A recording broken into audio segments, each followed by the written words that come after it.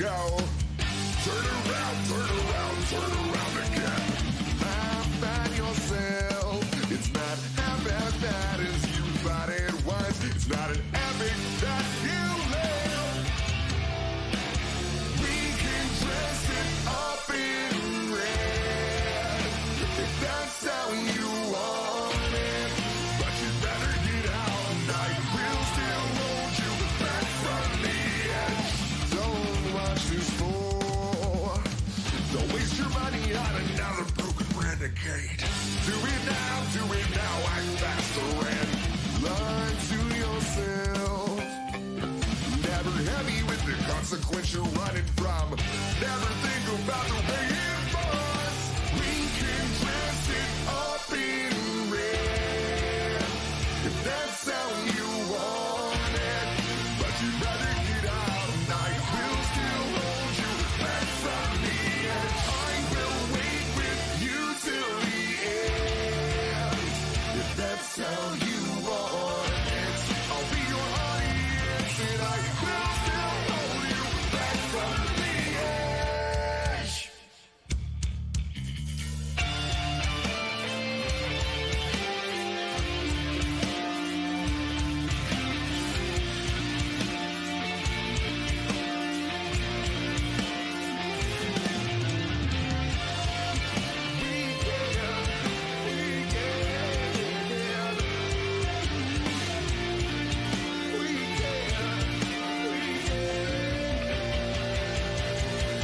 We can dress it up in red if that's how you want it. But you would rather get out tonight. We'll still hold you back from the edge. I will wait with you till the end if that's how you want it. I'll be your audience and I will still hold you back from the edge. We'll still hold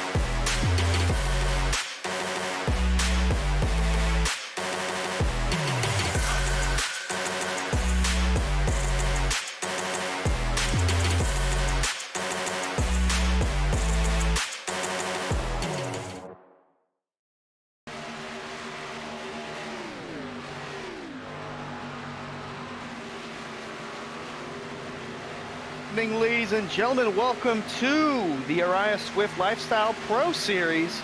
We're here live at Daytona for the America's Auto Auction of Western Michigan 225 at Daytona. I'm Hunter Sleppy, your lead announcer for the Ariya Swift Lifestyle Pro Series. Joining me in the booth, producer Harold Darner and my right-hand man, Jacob Bell. Jake, how's it going? It is going great, man. I am absolutely thrilled that we are finally set and ready for our first race as an official league here in Ariya area. The pronunciation seems to be a little different depending on who you ask, but regardless, I'm just so excited to get this Swift Lifestyles Pro Series kicked off, and I know it's going to be a blast, and we got a great field, and I'm really looking forward to tonight, man. Indeed, and the Swift Lifestyle Ariya Pro Series is presented by McConey Setup Shop. Thankful for them to hop on board and help promote the Ariya Swift Lifestyle Pro Series. This is the ARCA series. Let's get it out of the way. We're going with Ariya. That's our pronunciation we're rolling with, right? Okay, I like it. I agree. I think area can be a little tough to get out there. So we're going with the Ariya Pro Series, but I think it's going to be an awesome night. And what a better track than Daytona to kick it all off at for 90 laps here. Going to be a sunset into darkness kind of race, Hunter. I think Daytona's got a lot to offer. Daytona definitely has a lot to offer. You can go 2 wide, maybe even 3 wide. 4 wide, you're really risking it there, but these ARCA cars will put on a show tonight, that's for sure. And one of the things we're going to have to watch out for is you see a little bit of practice going on. These guys got 11.5 minutes left until we start qualifying. But one of the things you're going to have to watch out for, Hunter, tonight, they're really pushing these ARCA cars. A lot of people seem to think that it is possible, but I can almost guarantee you it is not. For whatever reason, the way these cars race on here, as soon as you get contact with the front bumper of the back bumper of another car, it ends up picking up those back tires. And when you only got 2 wheels on the ground here at Daytona going almost 200 miles per hour in these cars, you're not going to be able to save it, and it just sends them right around. And we'll have to keep an eye on that. That might be a source for a lot of chaos throughout the night. Yeah, especially with the next gen cars, they're more round, or more, what's the word I'm looking for? Flatter. They got a flatter front end to them. Yeah, the next gen cars, they have that more flat front end and rear end, so pushing is easier. Not this. This is a Gen 4 car. Yeah, that's a great point. Look at the front end there. You see it slanted, and it's pointed towards the tip of the Chevrolet logo there on the front. It's almost like a ramp for the back end of these race cars, as you see the 56 there of Dawson Miller racing with the 97 of Jacob York. Again, 10.5 minutes left to practice until we officially get things kicked off here, but watching these guys race, you know, it's going to be something to keep an eye on for most of the night. And of course, this practice, you only see a 3-car pack right now, and everything relatively looks kind of calm. When we get the green flag and we got 24 of these machines racing side by side, it is going to be chaotic, and I don't think we could ask for much more than that. Yeah. Currently, we have 24, actually, no, 25 drivers in the lobby right now, waiting for this practice session to finish. About 10 minutes left, less than that now, and then we'll have our qualifying session. These guys are going to have 10 minutes to qualify. They're only going to get to put down 2 laps. It's individual qualifying, single car qualifying, but a lot of people are going to take some different approaches, and I think that's something we're going to have to keep an eye on as well. As you see the practice top 5 throughout the first 30 minutes here, you got Dean Gagliano in the number 23 in the top spot, followed by Dawson Miller, Jacob York, who we see on the screen now. John Corberon in 4th in that 22. I think he's going to be a very, very talented driver to keep an eye out for this season. And then another talented driver right there in the 5th spot, Matthew Robinson in the 40. A few familiar names to this Twitch channel, so we're very honored to get to see them race once again here live in front of our eyes. But it's going to be an awesome show. As you see that sun kind of starting to set just over turn 4, it's going to be hitting those drivers right in the eyes, and it's going to be a little bit difficult to see. But I think by the time green flag rolls around, that sun will completely be set, and we'll be cast into darkness with some lights turning on the track and lighting this thing up, and I think the drivers are going to light it up on the track. Yeah, no virtual visor. They were virtual tape to put on the windshield to block out that sun, especially with it being a night race and all. There you see the 9 of Ryan Swann just swerving in front of the 56 of Dawson Miller. We could see that tonight, and looked like they were about to go for a bump. Almost. The bumps are going to be something to watch out for. One of the things I'm taking a look at real quick is just looking at pit road. You see all these different paint schemes, and then you see the Sun's return 4 on your screen right now, but all the different paint schemes we got tonight. I think that's going to be something to keep an eye on for the rest of this week too. A lot of different colors, fresh paints, new drivers, new faces. We were talking a little bit before the broadcast tonight. There's a handful of guys we've never even heard of or quite frankly seen race yet on iRacing. So getting to know these drivers and getting to know each and every one of them as you see pit lane slowly starting to fill up as we're getting close to the end of practice here. It's just going to be an awesome experience throughout the season. I just can't wait for the rest of this week to get things started as practice is starting to wind down. And take a look, there's the 56 of Dawson Miller. We've documented him a few times tonight. You see the 23 now of Dean Gagliano, that track racer machine. Dean's another driver we're a little bit familiar with, so we're looking forward to seeing how he's going to perform the rest of this season. Taking a look throughout the field, Hunter, you see the 12 of Brandon Hendrick in 6th in practice. That's another new face for us. The 3 of Kevin Hayes is 7th. We got a lot of drivers that we're going to have to get to know. Interesting seeing Kevin Hayes' paint scheme. The Terry Labonte 5 car on the number 3. It's going to be something I got to get used to. I believe the name Bobby Pinch. Bobby Tinch. Bobby Tinch. Yeah, I read that wrong. Bobby Tinch. Sounds familiar to us, but may not sound familiar to the viewers watching. That's a Northern Capital number 66 car. Have to keep an eye out for tonight. Currently 15th in the practice session right now, but it's not about how you start. It's all about how you finish. Another interesting story, too, that I kind of wanted to take a look at before we get into the nit and gritty. There you see the 19 of Rick Christensen.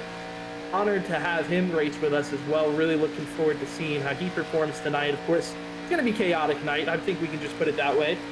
How about the number 00 car?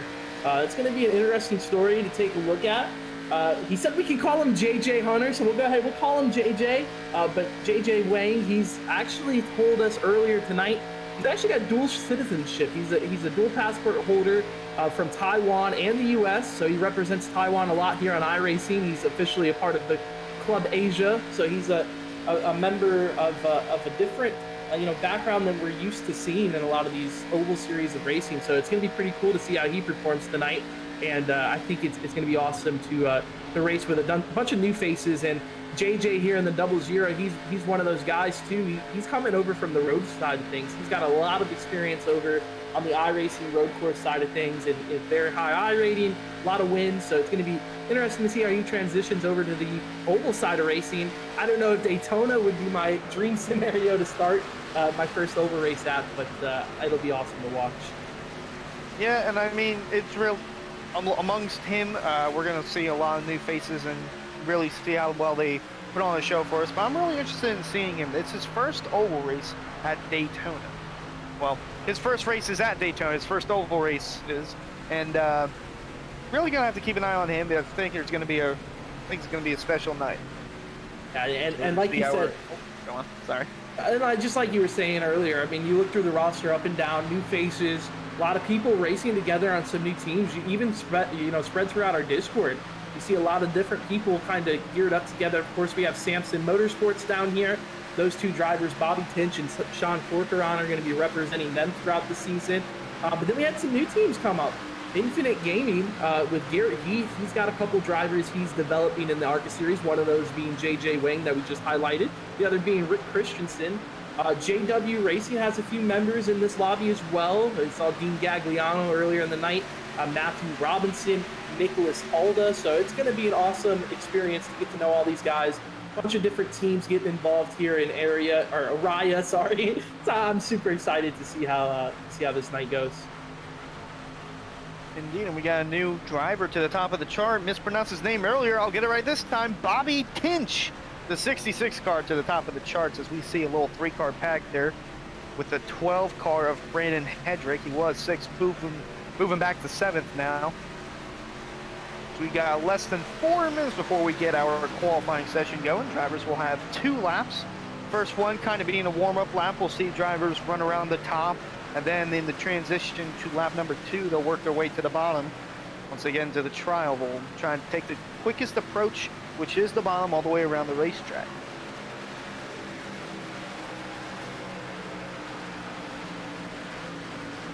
Now we take these... Go ahead. I've been talking a lot. I'll let you go ahead and run with it. Say we're looking at the speeds right now, and some of these guys, they're running in packs, and some guys are running single car runs as they're 2 seconds or 3 seconds, 4 seconds off. We'll really get a good look at who's got the faster car really from the single car runs, which we'll see in qualifying in just a little bit, but we'll take the practice times with a grain of salt. I'll just keep it at that. Right, because I mean, if you look throughout the chart there, you see a big disparity throughout. I mean, 22nd Eric Sugar in the number 2 was over 2.5 seconds, away from the top time. He's not 2.5 seconds off pace. He just ran his lap without draft, or ran his lap alone, or maybe just was his get up to speed lap. So I agree with Hunter there. You're gonna have to take these practice times with a grain of salt. Individual qualifying is a whole different technique to plate racing. I agree with Hunter in some sense that we'll see who is the fastest driver individually with our qualifying performances. But I think the most important thing tonight, Hunter, is going to be who's going to be able to get out front and stay out front. I think that's how you're going to win this race. You're going to want to stay out of the chaos, stay away from the trouble there. As you see him making a 3-wide move there in practice, you got Ryan Swann, Dean Gagliano, and the 33 down there on the bottom of Brian Dixon. A little antsy there in practice, but no, Hunter, I think it's really going to matter who's going to be able to get out front in the pack and stay out front. Yeah, that's the case, because all you got to do is really block the line with the most momentum that's coming through, whether it's the top or the bottom, which we'll probably see the majority run the bottom. We'll see some side-by-side racing, but that's kind of when it starts to get a little, I almost said angsty and anxious there in the same sense, but side by side, the tension starts to go up just a little bit, and the margin for error slims when you start to get 2 wide and even 3 wide at some parts of the track. Yeah, 3 wide is going to be hairy here. I don't even want to think about 4 wide, but it is possible. But 3 wide, these guys are going to start running out of real estate quickly. This track is really just barely wide enough for maybe a 4 wide. If you could squeeze 5 wide, I'd be impressed, but I don't see that happening tonight. I see a lot of 2 and 3 wide racing. And like I said, I think the guy who's going to be able to get up front, stay out front, block the lines coming from the top and the bottom side of the racetrack, flexes a lot of muscle, that'll be the guy who I think ends up in victory lane. Or, conversely to that, it's going to be the guy who's dead last. It's going to be the guy who keeps his car clean all night. Yeah, there are those drivers where they'll stay in the back for the majority of the race, and then once it gets to the last 15 laps or so, they'll work their way through the field, but they like to stay out of trouble, and I don't blame them on that. I would rather do that rather than running the top 5 at risk, wrecking my car, especially the first race of the year. Try to get a feel for the car, see how well it handles in traffic. That way, when you're working your way through the field, you'll have a sense of what your car is capable of doing. And we talked about it earlier. It's a mixed bag of drivers. A lot of these guys have never raced around each other. So I think in that sense, you can kind of expect to see some chaos early. And then I think we'll kind of see a lull in the action towards, I expect possibly a bigger wreck in the first 10, 15 laps. And after that, I think they'll kind of calm down. And like you said, start running some laps, keeping their nose clean. And then once we get down to 20, 30 minutes left, or 20, 30 laps left of the race, that tension will just pick right back up. As practice is officially over, see a lot of these guys just going ahead and getting slowed down in a quick fashion. But that's going to put the end on practice. Bobby Tinch, the number 66 for Samson Motorsports, is going to be the first official practice winner in Araya. So that'll be something he'll be able to keep in the record book, with Sean Corcoran actually being second. So the 2 teammates flexing some muscle, Hunter, and taking those top 2 spots as we get set for qualifying. Yes, indeed, and we'll see how well those cars are in single car qualifying. One of the things first driver going now. One of the things I noticed, look at the overcast that came in. Obviously, the skies are getting darker as it's getting later in the day in the actual sim. But it is also getting a little bit overcast, which means the track temp is going to be lower, just without that sun shining through, the little bit of sun there would be. As you take a look there, Hunter, I'll let you do the weather, because you're a big fan of the weather we got here. Yeah, our weather presented by Lottie'sTravelWorld.com. Partly cloudy right now, although it's tending towards overcast, as Jake mentioned. Track temp 77. It will go down as the night goes on. Air temp 75. Humidity's at a 50%, which seems like 500% in Florida. And the winds from the northeast at 8 miles an hour, and it's ever so changing. I can vouch for that at 500% humidity in Florida. I would agree with that statement very much. But on track here, we're getting set to qualify for the America's Auto Auction 225. The first driver we're taking a look at It's the 52 of Aiden Schultz, and another one of those guys that is actually from a different background. He's not an American racer. He's actually an Australian racer joining us. So we got a few different parts of the world in the sim here tonight. Aiden Schultz, I was talking to him before the race earlier. He was verifying what time the lobby was at, and then he had to also convert that over to Australian time where he is. So I think he's actually 10:30 in the morning for him right now. Of course, it's later in the evening for us, but the 52, you see his strategy. He's been running that top side of the racetrack for that first lap. He's trying to get the temperatures and the heat built up in that race car and take as long as he can, and then watch when he gets here to start his second lap. He'll probably drop all the way down to the yellow line here in the tri-oval, and then he'll run the bottom side of the racetrack for lap number 2. Yep, indeed, that's what he does. And right now, he's listed as a 50.665. You'll see that fastest lap go all haywire as different cars are completing their laps at different times. There you see, it's flashing so much I can't even keep track of who's in front of who. Right now, it's Rick Christensen with a 50.313, but like you mentioned, that's just going to change over and over again until we get down to the end of qualifying here. Riding on board here with the 52 still. Taking a look at his line through 3 and 4, you can kind of see it from this angle. He's about as low as you can get on the racetrack. He's running that yellow line, trying to keep those tires peeled to that yellow line to not give up any speed. Comes off the corner nice and low down to the front straightaway. You think he's going to be the first one to complete lap number 2 here. He's going to drop down to the apron, try to pick up even more speed. I think he might have lost a little with the bobble there. It's going to be a 49.814. And for the moment, put him to the top of the chart, but there you see him dropping position like crazy, going back. Brandon Hendrick there in the 12. Now you got to look at the 79 of Jeremy Funk. He just completed his first lap, a 49.806 for Jeremy Funk on his lap number 1, and he's going to drop to the bottom side of the racetrack for lap number 2. Yep, currently our pole sitter right now is Rick Christensen sitting at a cool, calm, collected 49.455. And then right behind him is Kevin Hayes with a 49.470. That 49.45 by Rick Christensen, that's a pretty stout lap. I would expect that to stay for at least a little bit until we get these other 10 drivers or so that are left to qualify once they all run their second lap. Gagliano just jumped up to third with a 49.501, and as soon as I say that, Matthew Robinson goes to the top of the charts with a 49.439. He kept it close with Christensen's lap time there. Here comes Funk to the line. It's going to be a 49.5. So he's not going to be on the pole, but he'll be closer towards the front row. Another important point, quite literally, is that the driver who wins the pole will be getting 1 bonus point. There's no bonus point for top 12, no bonus point for top 10. The only guy who gets a bonus point in qualifying is the guy who starts in first. And right now that belongs to Matthew Robinson, as we see the 26 of Michael Light. I think he was probably the latest entry to the series we've ever seen. Right at 8:15 when the lobby went up is when Michael Light decided to ask for an invite to the race tonight and hop in. So I think his paint scheme is actually on the 59 car, but he is registered as the 26.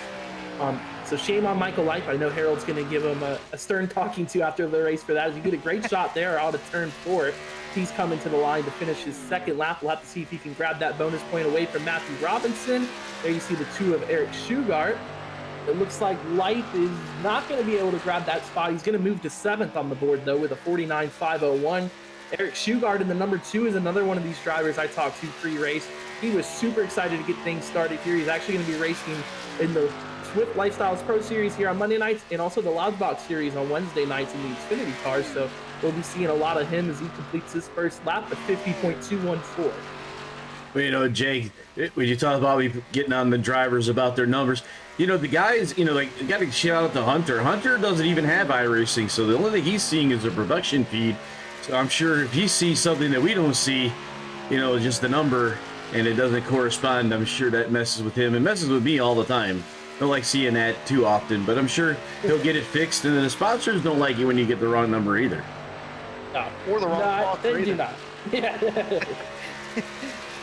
Makes you think that they're like a trader, which I don't know if Michael Light has any sponsors, but that was the STP 59 Marcos Ambrose car. Shout out Marcos Ambrose. The reason I know that scheme exists. All right, so Eric Shugart coming to the line, currently 19th on the chart. He's going to put down a 49.477. Put him up to the top 5. I mean, that's a strong lap there by Eric Shugart. And Dixon now come in to finish, I believe he's finishing his second lap, but he's on the top side of the racetrack, so that is his second lap. It's actually going to be a slower lap time. And only a few more guys, it looks like, wrapping up qualifying here, Hunter. I'm going to listen into the drivers' meeting they got going on real quick and try to catch in on some of the tips they're giving out there. There right now is the 37 of Cliff Mullins. He has yet to complete a first lap, so he will be completing his first lap this time by. You see, he's running the outside. Want to get the outside run going to get all the momentum boost that you can get. Don't want to hit the wall, though. Hit the wall and that erases your time. Although they do get 2 laps. Yeah, you definitely at Daytona, you're going to take that high line around that whole first lap. We're using fixed setups, so you don't have to worry about overheating the car. Usually when you do open setups here at Daytona and Talladega, you got to be careful about putting too much tape on the car. You got to really take it off slow and then just get it up to speed so you get that second lap with the full momentum as you get. We had some people coming through. We had a subscriber, East Wind Saint CG, so shout out to him, shout out to them for subscribing to Aria iRacing on Twitch. Thanks. And shout out to the Pack Fantasy, aka Ryan Swann. Just giving a shout out to myself. Well, shout out to you, Ryan. You have yet to complete a lap time in qualifying, so I would recommend you go out there and put that 9 car on the pole if you can.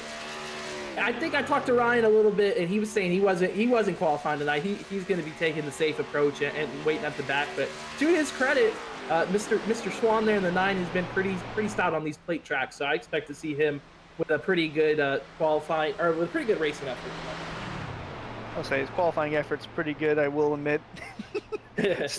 Skipping qualifying and starting in the back. I did say that some drivers would fall to the back during the race. I didn't think they would skip qualifying, but that's another good way of doing it, rather than risking getting wrecked while you're driving to the back. Because drivers typically, when they're driving to the back, they go below the yellow. Unless you're on the outside, you have to go up next to the wall, and you never know, someone could clip you, could cause a wreck.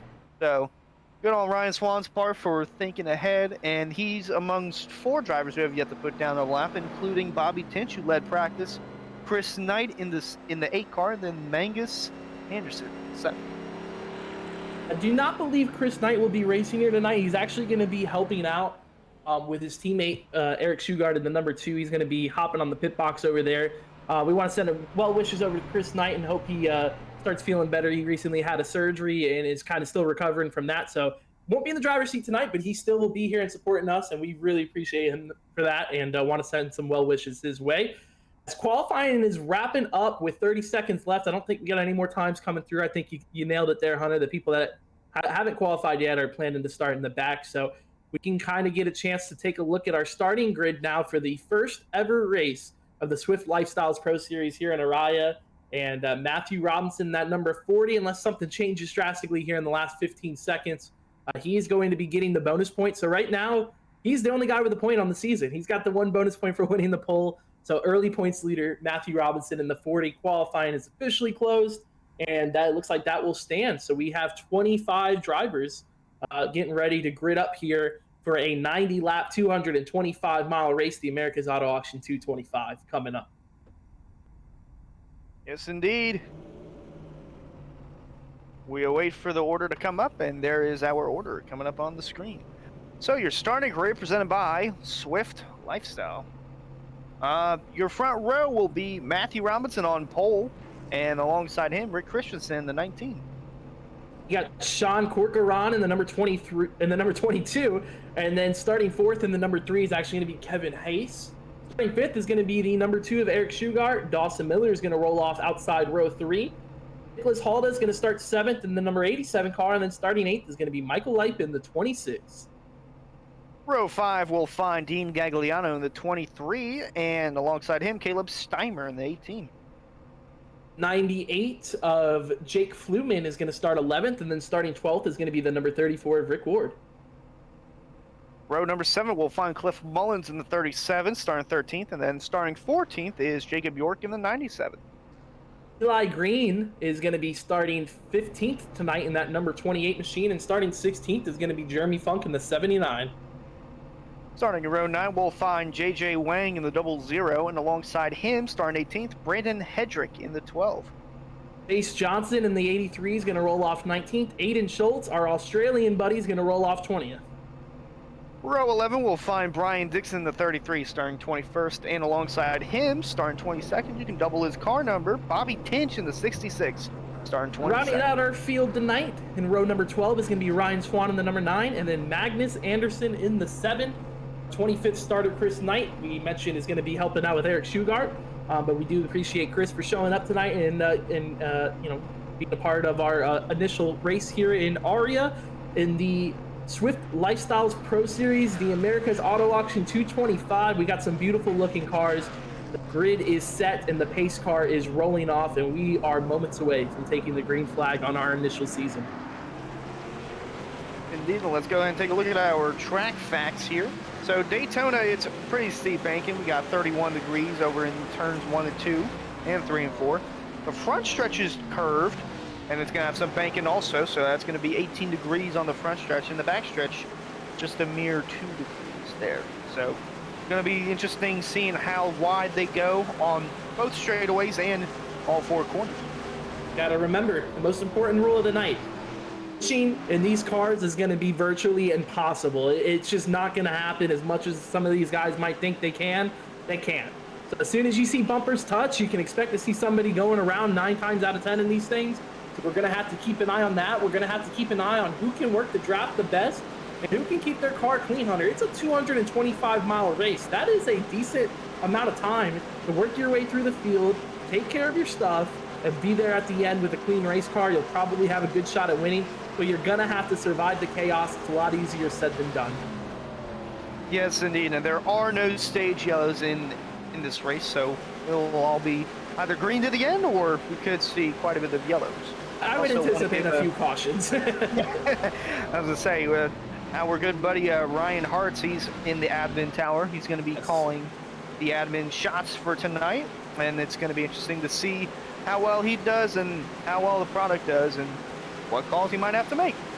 Really, I'm really looking forward to this. I just cannot wait to get this thing underway here, Hunter. There you go, pace car pulling off in the pit road, and a new era begins. The Orion Swift Lifestyle Pro Series is green from Daytona.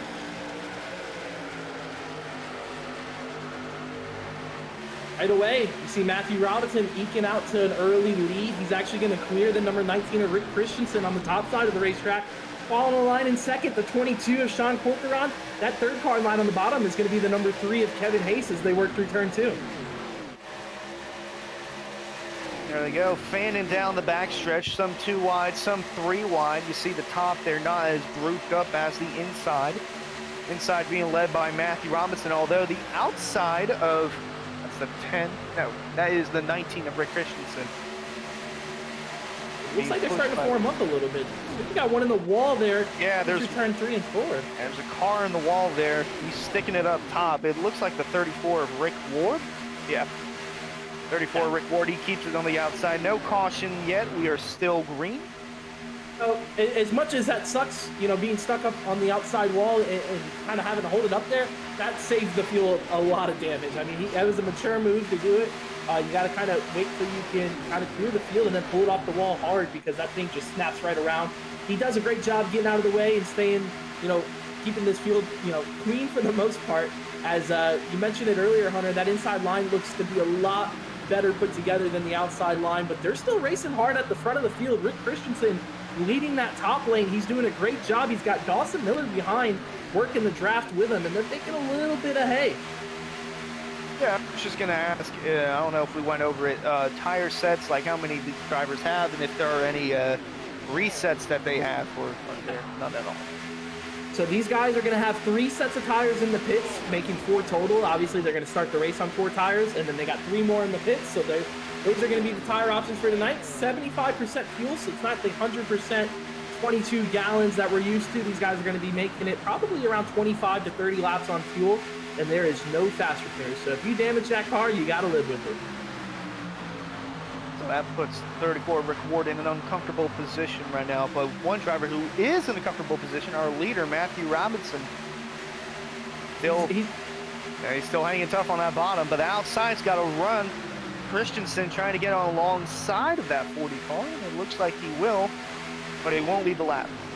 You see the smart move there by Christensen. By the way, great point there. The guy who leads the most laps will also be getting a bonus point tonight, and the guy who leads one lap will also get a bonus point. So every lap that you lead is going to count. If you lead a lap, you get a point, and that's big for a lot of these drivers, especially with the point system, a point per position. So if you can eke out in front and get that lap led, that's just as good as getting a spot at the end of the race. So that's going to be something to keep your eye out for. I want to give a huge shout out to the 22 there, Sean Corcoran. He's doing a great job pushing the number 40 of Matthew Robinson without actually touching him. Obviously, Robinson looks good out front. He's doing a great job leading the line, but you're only as good as the guy pushing you. And right now, that 22 is doing a whale of a job. I'm going to give a shout out to JJ Wang in the 00. He just had the fastest lap there last time by. He's a 6 car on the outside lane. Really cool story you mentioned in the pre-race with him. And there saw some drivers going from the bottom to the top there, right behind Wang. It looks like that's the 18 of Caleb Steimer, who jumped up to the top right behind him. You see a lot of moving and shaking, a lot of the outside line guys. You see somebody just jump down there. It's the 37 of Cliff Mullins. He grabbed that spot on the inside line. The more and more that happens, the more and more we're going to see these guys kind of getting stacked up. You can already see more people jumping from the bottom to the top, jumping from the top to the bottom.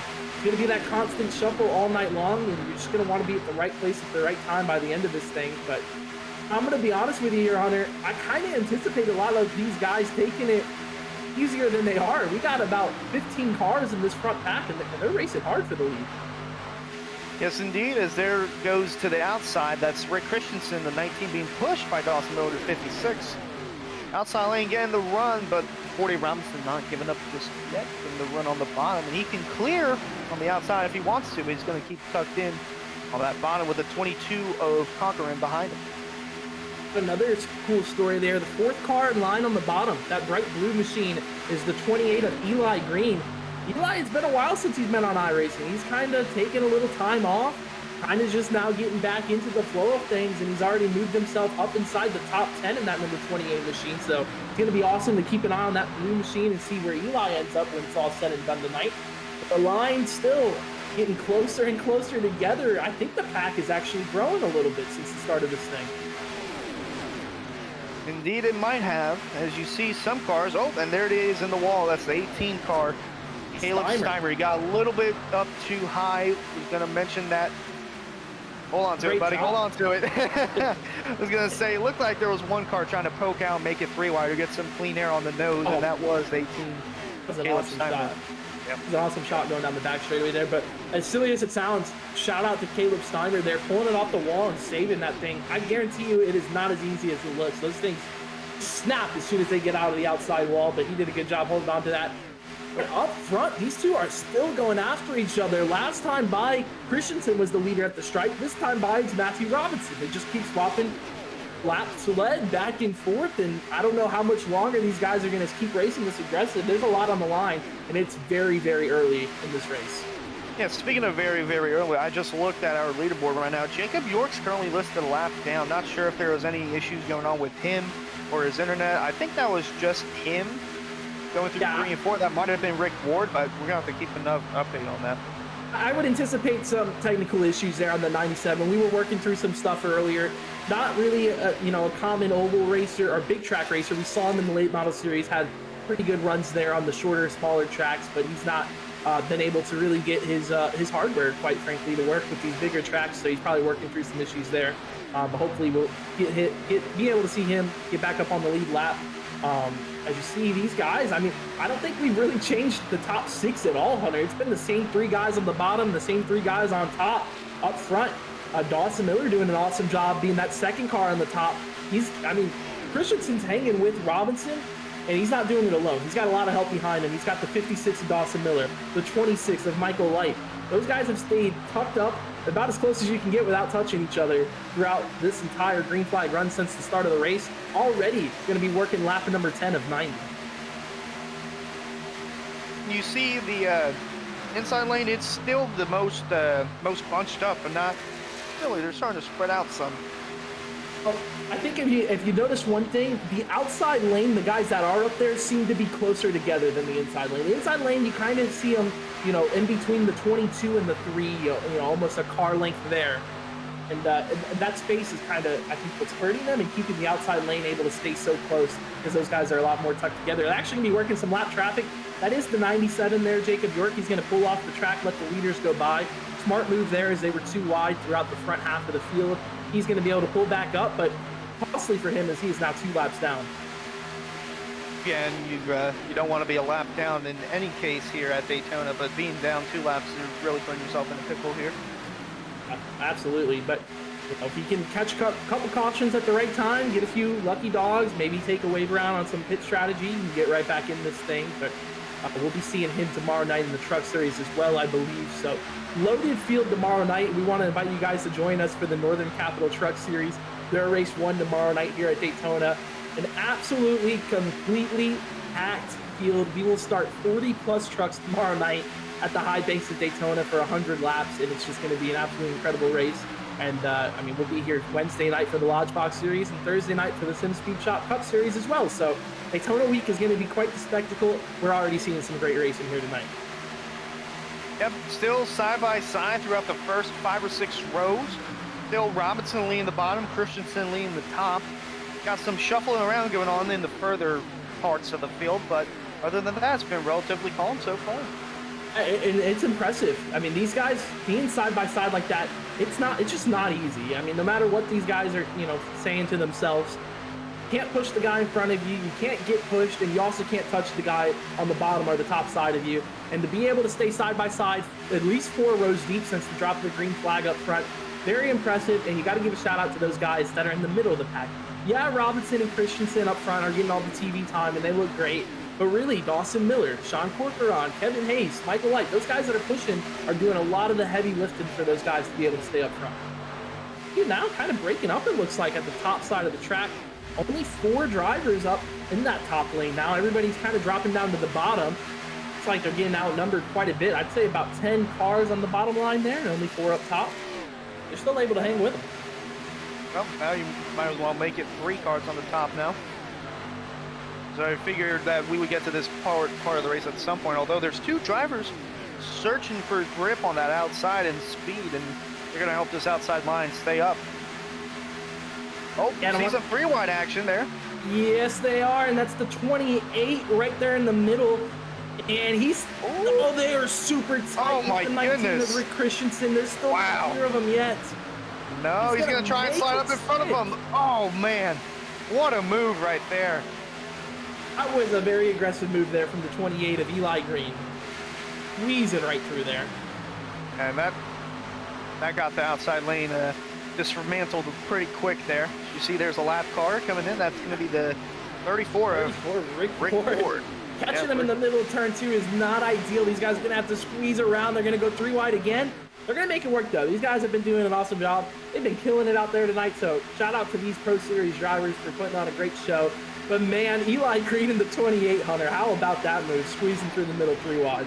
Yeah, I mean, I was holding on to the edge of my seat there. I honestly thought that there was going to be some sort of contact and a catastrophic wreck would occur, but the exact opposite of that happened. Although the outside line is dismantling, the inside lane still coming strong as you got the 40, Matthew Robinson, the 22, Sean Corcoran, and the 52 car of Aiden Schultz just put up the fastest lap of the race. That move had 2 effects to it, right? Eli Green moving through the middle and making it 3 wide there. First thing it's going to do, it's going to break up that outside line and slow them down by putting them 3 wide versus 2 wide. They're going to have to check up. They're going to have to get reorganized. The second thing it's going to do, it's going to make a lot of those drivers, quite frankly, pretty upset with them, and they're not going to be the happiest with them. The 19 and the 56 particularly, I'm sure, did not appreciate that move, getting squeezed 3 wide like that. I would anticipate those guys probably dropping down to the bottom and not wanting to stay up top with the 28 of Eli Green, as these guys now working off of turn 4. You see Rick Ward there, he was that guy that came off of turn 4 right up next to the wall. He is 1 lap down right there at the tail end of the lead pack. But Aiden Schultz, you mentioned him a few laps ago, Hunter. He laid down the quickest lap of the race, and I've kept my eye on that 52 machine. He's kind of slicing and dicing through the field a little bit, trying to work his way inside the top 10. Yes, indeed, and Outside lane starting to get some sort of a run as Eli Green was just up there contending for the lead, and he's going to do it again here going into turn number 3. He's got the 19 of Rick Christensen behind him, so we're going to ride on board here behind the 3 car in the 26th of Michael Light. This gives you a great perspective of the lights here at Daytona, obviously getting kicked on in the darkness, and it's going to get darker and darker as the race goes on. Another thing it gives you a great perspective of is look at the banking in the tri-oval alone. That camera gets really, really angled out going through the tri-oval. Wait till we get down here into the big banks of turns 1 and 2 and 3 and 4. That thing is all the way angled out, almost 45 degrees. I think, Hunter, you said earlier 31 degrees of banking?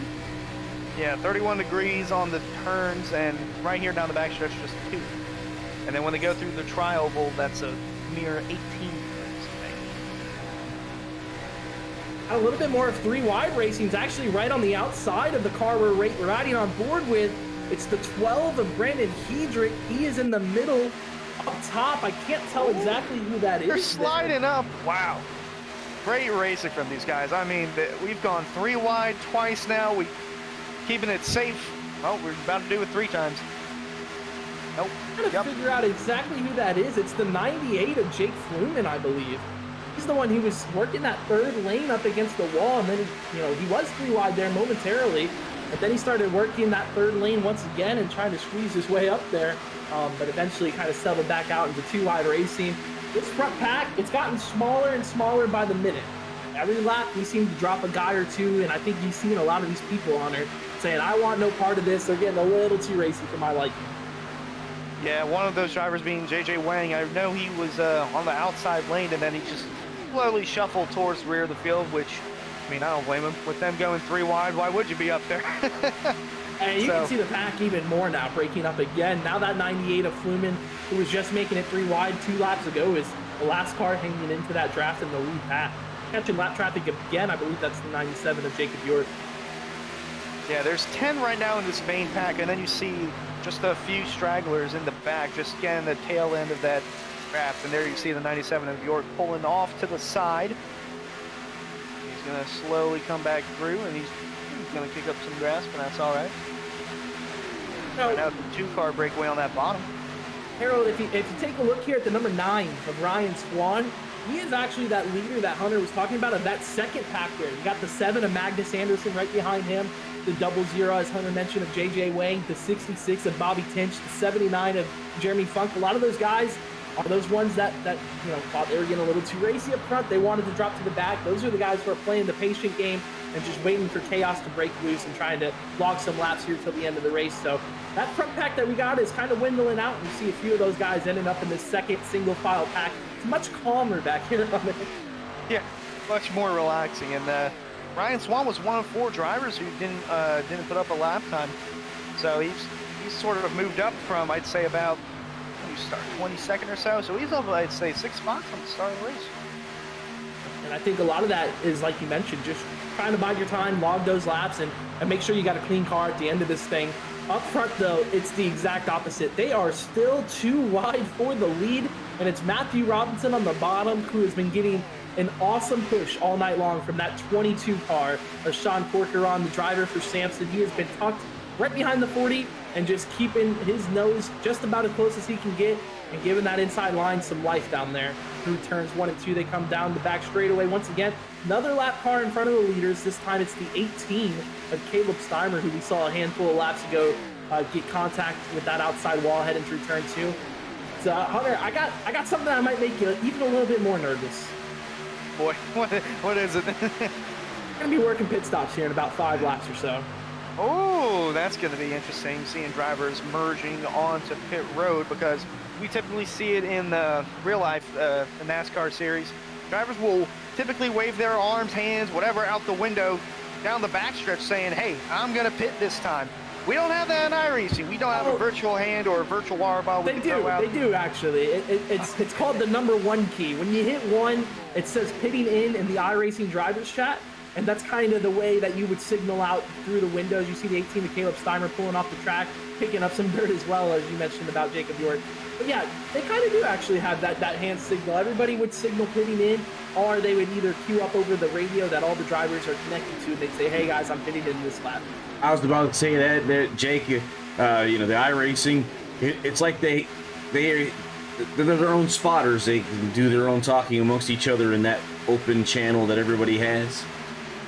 Yeah, well, and in addition to that, not only is that the case, there actually are legitimate spotters here tonight as well. Caleb Steimer, the 18, he's got his spotters. Samuel Caldwell helping him out tonight. The Sampson boys, you see Garrett Grant working for Bobby Tinch.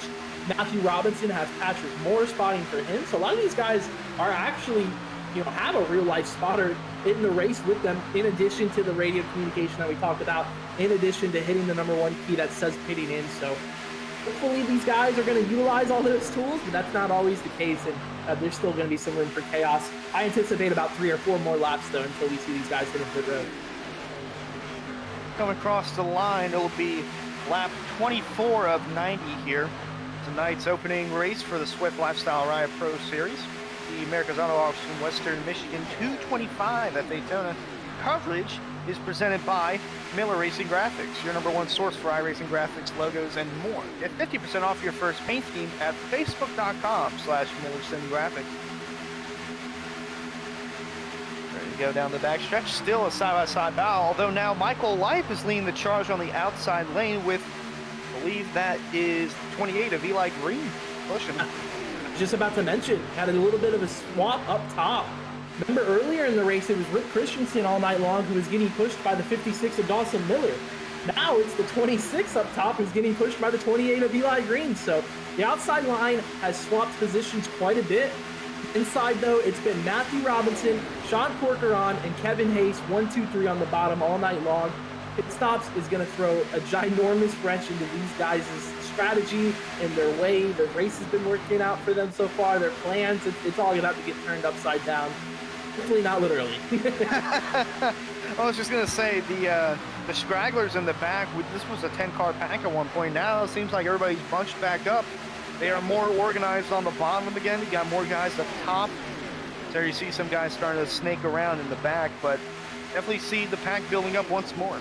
And for that exact reason we just mentioned, right? With pit stops coming up, if you're 4 seconds behind, running that second pack with pit stops coming up, you're just going to lose that time still on pit road. So if you're those guys like Ryan Swann we talked about earlier leading that second pack, you want to get tucked back up inside that first pack so that you don't give up any extra time on pit road, and when you come out, you still have that lead draft. So they did a great job, that second pack, of being able to catch these leaders. This Anderson in the 7 is another one of those guys who was in that second pack. Go ahead, I was going to say, although fuel may not be a concern right now, we might have seen some drivers earlier tonight run quarter or three-quarter throttle instead of just the full throttle, and especially in the main pack we got checking up here.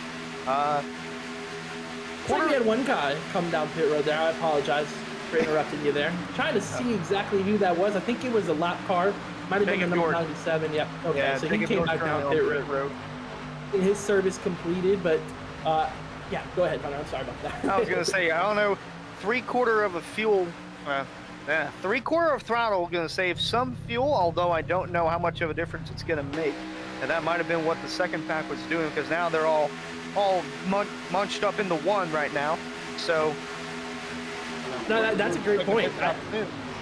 Depending on, if they could go 30 laps max on fuel, those guys that were, in the back of the pack probably could go 31, 32 laps on fuel. They're definitely going to have a little bit more in the tank, so that might be something to watch. I also think a lot of these guys just don't want to be the first group on pit road, right? It's kind of the opposite. Once you kind of work your way up to the Cup Series, you want to be the first guy on pit road because you don't want to lose any extra time. Whereas in these ARCA series, guys don't have a lot of pit stop experience, especially under green flag conditions. These cars are also extremely powerful. They're hard to get slowed down. So mistakes easily can happen on pit road, and you just don't want to be a part of that first group that comes down to pit road, and then all of a sudden, a little mistake, there's a caution, and then you guys are kind of sitting there, stuck at the back of the lead lap when you were just the ones that were up front racing. So I think a lot of these guys are going to be patient and try to be the second or third group on pit road, but eventually they're just going to have to come down and get the field. See, there's now only 3 drivers on the outside, 1 really in the back, and up here it's just Michael Lipe and Eli Green leading the charge on the outside, and they're still holding their ground. Actually very impressive that those 2 drivers are able to contend with the 10, 11 guys we see there on the bottom. It's the 37. Cliff Mullins looks like he's going to get into the outside wall further back in the pack. Fighting it through turn 2. Is he going to be able to pull it off? He does. Another great save there from the back of Cliff Mullins, getting off the wall and avoiding a catastrophic wreck there. But yeah, Hunter, those two were doing a great job. Eli Green pushing Michael Life at the top side of the track. Now they got some help in the form of the 56 of Dawson Miller. Another thing I was thinking there was all those guys were going down to the bottom because they were getting ready to come down pit road.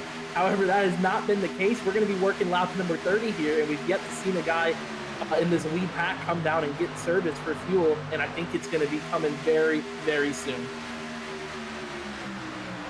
We're still side by side for the first 3 rows. Still between now Michael Life and the 40 of Matthew Robinson. Boy, he's just been tucked there that entire time. All 30 laps we've run, that 40 car has been on the bottom. Hey, look at this. In the bottom. And as soon as I say that, the 26 of Michael Life pulls down. Could be a pit stop here from the 26 of I think they're coming this time, Hunter. Radio is getting awfully busy. Got a lot of people coming down the pit road. I hear the 40s coming in. About to get interesting in a hurry. Here we go. Matthew Robinson's down. The 56 of Dawson Miller's in. I see the 22 of Sean Corcoran. The 66. Oh, we got contact on pit road. The 66 of Sean Corcoran. Or excuse me, the 22 and the 83 make contact getting on the pit road. That's Chase Johnson and Sean Corcoran. They're able to collect it. The 56 of Dawson Miller also got a little bit of damage from that as well. Those drivers, though, did a great job corralling it. I'm interested to see if there's any black flags for coming in too fast, because a lot of those guys made a lot of speed hitting pit road there. Just a quick look at our replay. You see the 63 there. Chase Johnson came in too hot, got the back of the 56, who also got the 22 as well. Oh, we got the second group of guys coming down pit road. It's getting busy here, Hunter. Now the third pit. Oh, we got a crash coming out of turn 4. Zooming sideways on the front straightaway. It looks like he's able to save it, but he's missed pit road and he is on the apron. The very, very slow pace. We got the rest of the leaders coming down. It's the 28 of Eli Green. I see the 19 of Rick Christensen on pit road. It's just chaotic right now down on the pit road of Daytona. Well, we knew that was going to happen at some point with the drivers all coming down pit road at once. We see some slices and dice in here. Oh, the Michael Life machine might have just tapped the wall there trying to avoid the lap car. He's running all the way on the outside. Now they're going to thread the needle with Ryan Swann, and he's in the wall right now. Michael Life just smacked the outside wall. They were slicing and dicing through the lap cars, and the car's not yet up to speed. He's going to come down pit road this time again. He's got right side damage. He's not alone. He's got the 37 of Cliff Mullins and the 52 of Aiden Schultz in front of him. Those 3 drivers, I believe, are the last set of guys to come down pit road, and it's going to be very, very important to watch. First off, it's going to be important to see if he takes any extra time getting that damage fixed. The right side looks okay. I think they're just going to take the 4 tires and fuel. But we got to see how these guys transition back onto the racetrack. The 59. Oh, he overslid his pit stall. He slipped through his box. That makes it even worse insult to injury now. And how much time are they going to lose to the leaders? Because up front, the 3 of Kevin Hayes is now the guy who's leading the field. As these guys are all kind of working themselves out still. It's kind of chaotic, man. I don't even know where to start. The rest of the field now coming down pit road. It's the 3 of Kevin Hayes. He's one of the last guys to pit. Actually, he is the last guy to pit. After that, it's going to cycle the lead over to, I believe, the 19 of Rick Christensen. I might be wrong on that. Not 100% sure. There you see Cliff Mullins coming out of pit road with Aiden Schultz. So I don't know where the lead pack is. I believe they're coming through turn 2 right now. I think it's going to be the 66 of Bobby Tinch. Yeah, this pit stop sequence and all the contact and whatnot, it's just nothing but pandemonium here. I don't even think we expected a green flag pit stop in this race, and well, especially not this early. Hey, go to the 19 of Rick Christensen, who's way out front right now. Actually, no, Harold's got it perfect. Harold's got it perfect. I lied. He was on the 52 of Aiden Schultz with the 37 of Cliff Mullins.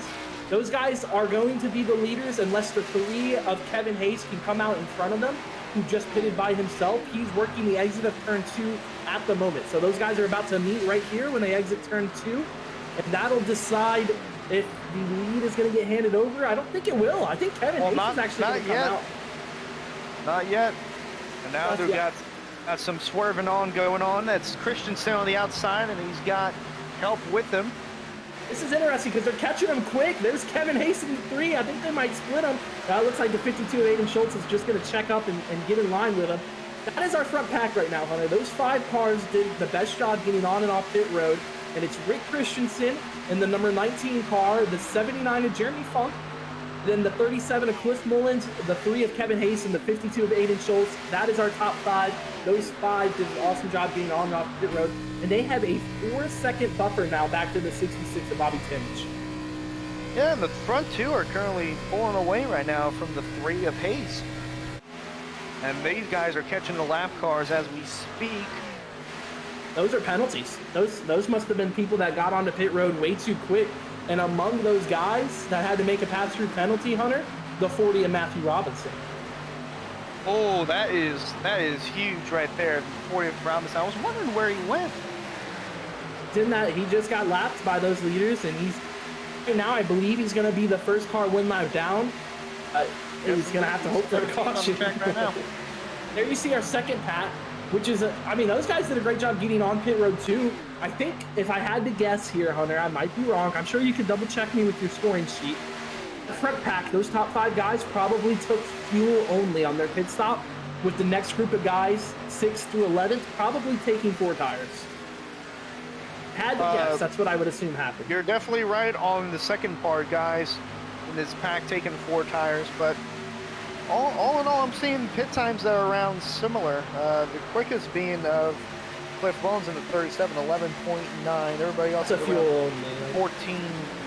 Everybody else is around 14 seconds, and then Jeremy Funk 12.5. Yeah, Everybody else is around 13. 11 14 and seconds.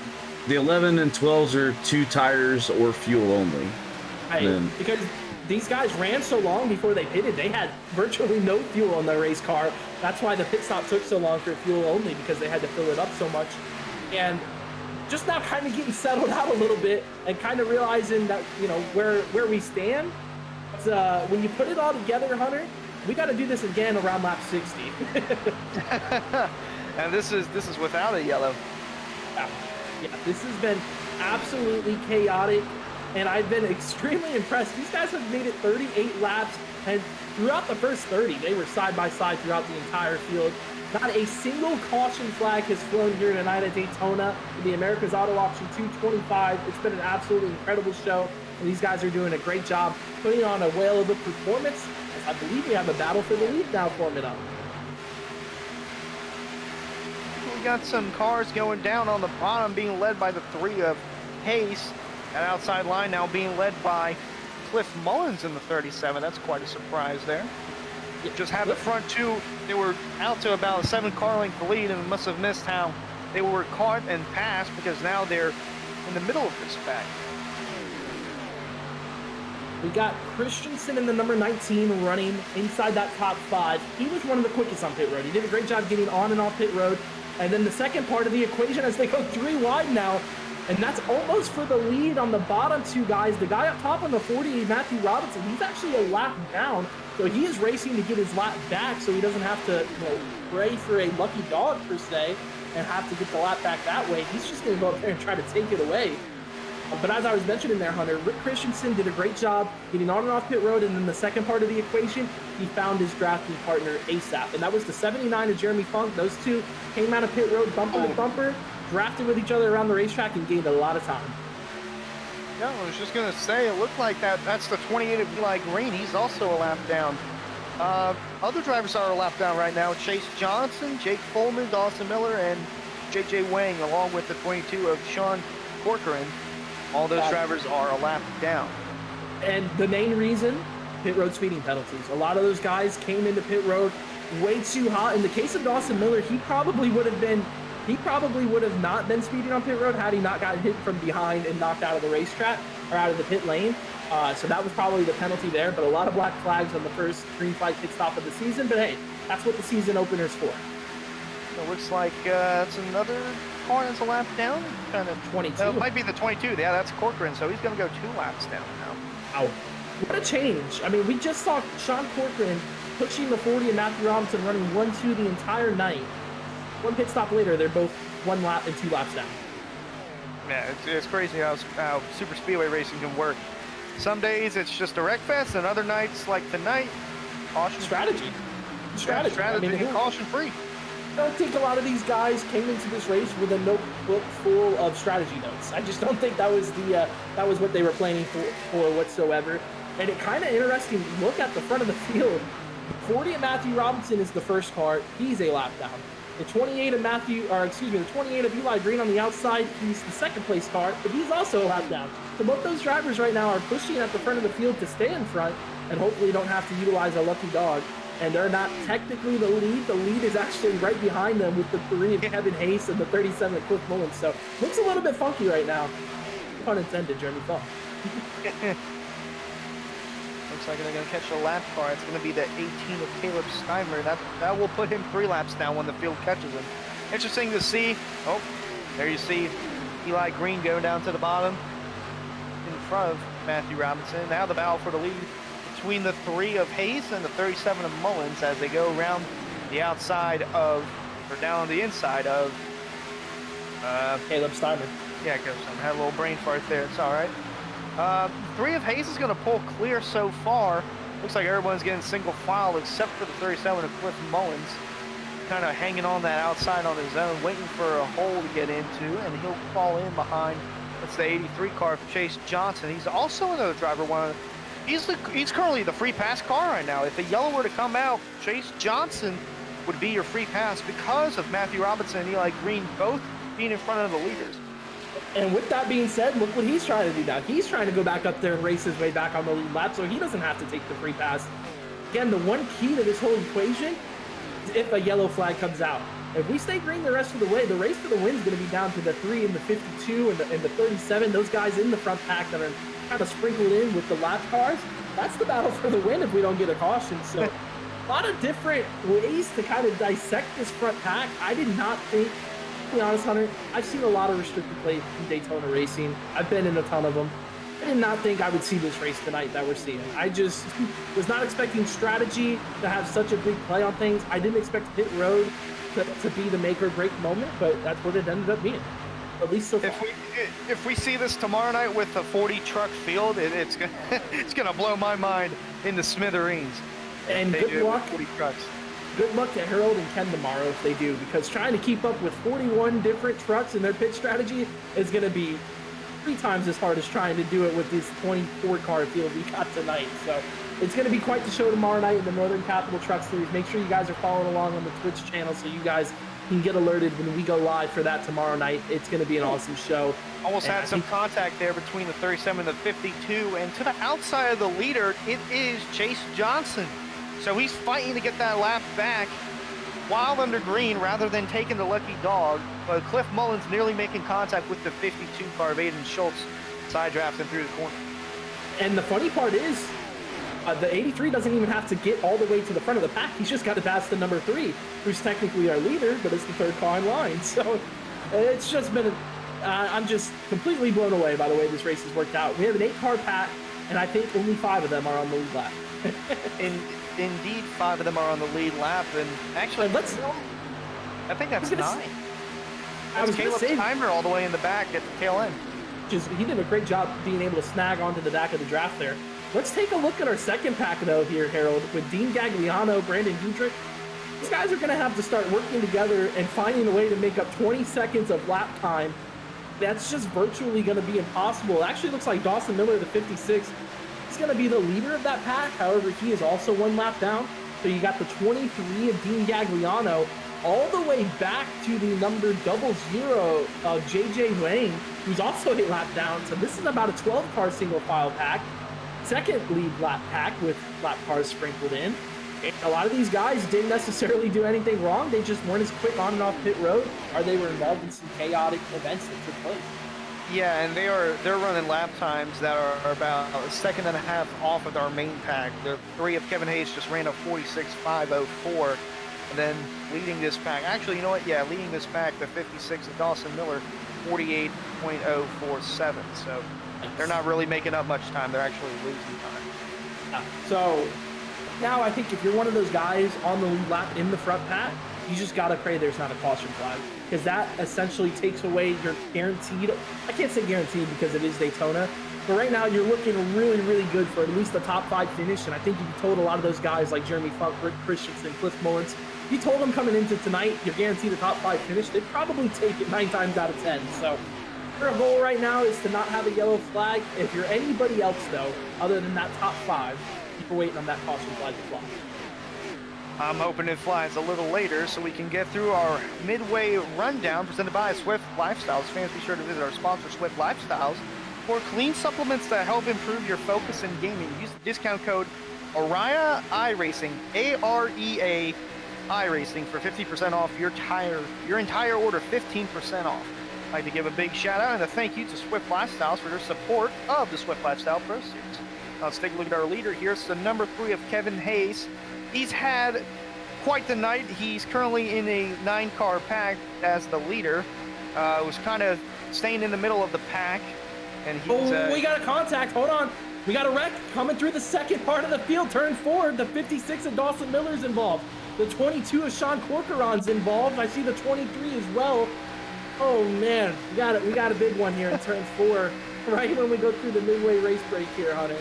Caution flag is out. There we go. You called it. Yeah, I called it and I jinxed it. Oh man. I'm gonna get a look at the replay here in 1 second, ladies and gentlemen. First caution flag of the night, though. How about lap 49? Who would have predicted that one? If you predicted that one, you might as well cash your ticket and you might have made a good bit of money. You bet lap 49 on that yellow. Tough break there. You see the 56. Looks like he just got a bump there from Michael Light. It turned him right around and collected. See the 22 of Sean Corcoran involved. We'll have to go back and get another angle here.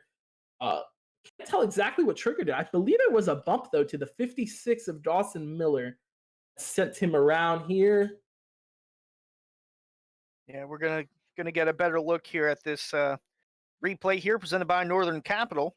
Big shout out to Russ and Steve Anderson of Northern Capital for their support of the Northern Capital Chuck Series. There you see a more in-depth look here presented by One to Go Studios. See, there's the 56 of Miller with the 59 of Michael Lipe. And there's the beat-up machine of Jacob York. That's Dawson Miller, I believe, there. He's trying to go through and look at the replay. A lot of things happening at once here, folks. Sorry about that. It's just been a chaotic race, and we got thrown at a caution at the worst possible time. But here we go. So you see going down into turn 1 here, the 56 of Dawson Miller making a charge on the outside, and then the blue and green car coming up behind him of Michael Light. Looks like he just got him in the right rear there, turned him right around, turned him down into the 22 of Sean Corcoran. See the 23 involved there, Dean Gagliano. I believe there's another car there on the bottom. Can't quite tell the number on that machine, but for all things considered, I see 4 or 5 torn up race cars, Hunter. I guess, I don't know if you can call that a big one, but it's certainly a tough break there for the 56 of Dawson Miller, the 22 of Sean Corcoran, and it looks like the 34 of Rick Ward possibly was also involved there. So tough night for those guys as we got green flag pit stops now underway, and a lot of catching up to do here once we get back up front to the field. Yeah. Hey, Hunter, what about the strategy there by Matthew Robinson and the 28 of Eli Green to get out front so they didn't have to use that lucky dog? They're going to be back in the lead lap now. Yep. Chase Johnson's going to be the free pass car, and that's going to put the 00 of JJ Wang at the first car being a lap down spot. Currently in 17th right now. We'll have to go through all that once we kind of get the green flag and see who's damaged and where they all kind of stack up. A lot of these guys are going to be on pit road and kind of trying to repair their race cars, but right now up front you see the 66 there of Bobby Tinch. I believe they're still working on that machine down on pit road. Don't see a lot of damage on the race car there though, Hunter, but I think he's got an extended stay here on pit road. I think he was involved in that wreck in some form. If you look right behind him, we got the pace car coming through the tri-oval here. A lot of these guys are going to be taking the wide. No, he's getting out just in time, but we can cut to the pace car real quick. You're probably going to see when he cuts the lights off here and gets 1 to go, we're going to have a lot of wave round cars, and here they come. We got the 18 of Caleb Steimer. He'll be getting the free pass. The 87 is going to be getting the free pass as well of Nick Halda. So those two are going to go around and get their free pass. These cars now coming down into turn 1, and we're starting to stack them up side by side. Strategy-wise, Hunter, up front, the 52 now of Aiden Schultz is going to be our leader. Yeah, this really helps out the 52 of Aiden Schultz. He gets the lead, and he gets to choose which line he goes in. He goes on the bottom, and it's kind of a big win for the rest of the pack who wasn't caught up in that wreck, because now they're all bunched up, and they're all going to be in one pack now with less than 40 to go. Yeah. And I think that's a good time. I mean, to get 50 laps down in the books before your first caution flag, that really takes away a lot of the laps, and the less laps, the less potential for a chaotic end to your night. So let's take you through the restart order here. As you got Aiden Schultz, the 52, our leader. The 3 of Kevin Hayes is going to restart second. Then you got Rick Christensen in third. Cliff Mullins is going to restart fourth, and then restarting fifth, the 79 of Jeremy Funk. Trying to find Eli Green, I believe, is going to be the man who's going to start in the 6th spot. Eric Shugart, Matthew Robinson, and Ryan Swann is going to round out our top 10 here on the restart. Order still kind of getting mixed around here. The EOL for that caution, of course, was given to Michael Lipe, so he's got to drop to the tail end of the lead lap. Up front, though, pace car is about to pull off and leave the field in the hands of Aiden Schultz.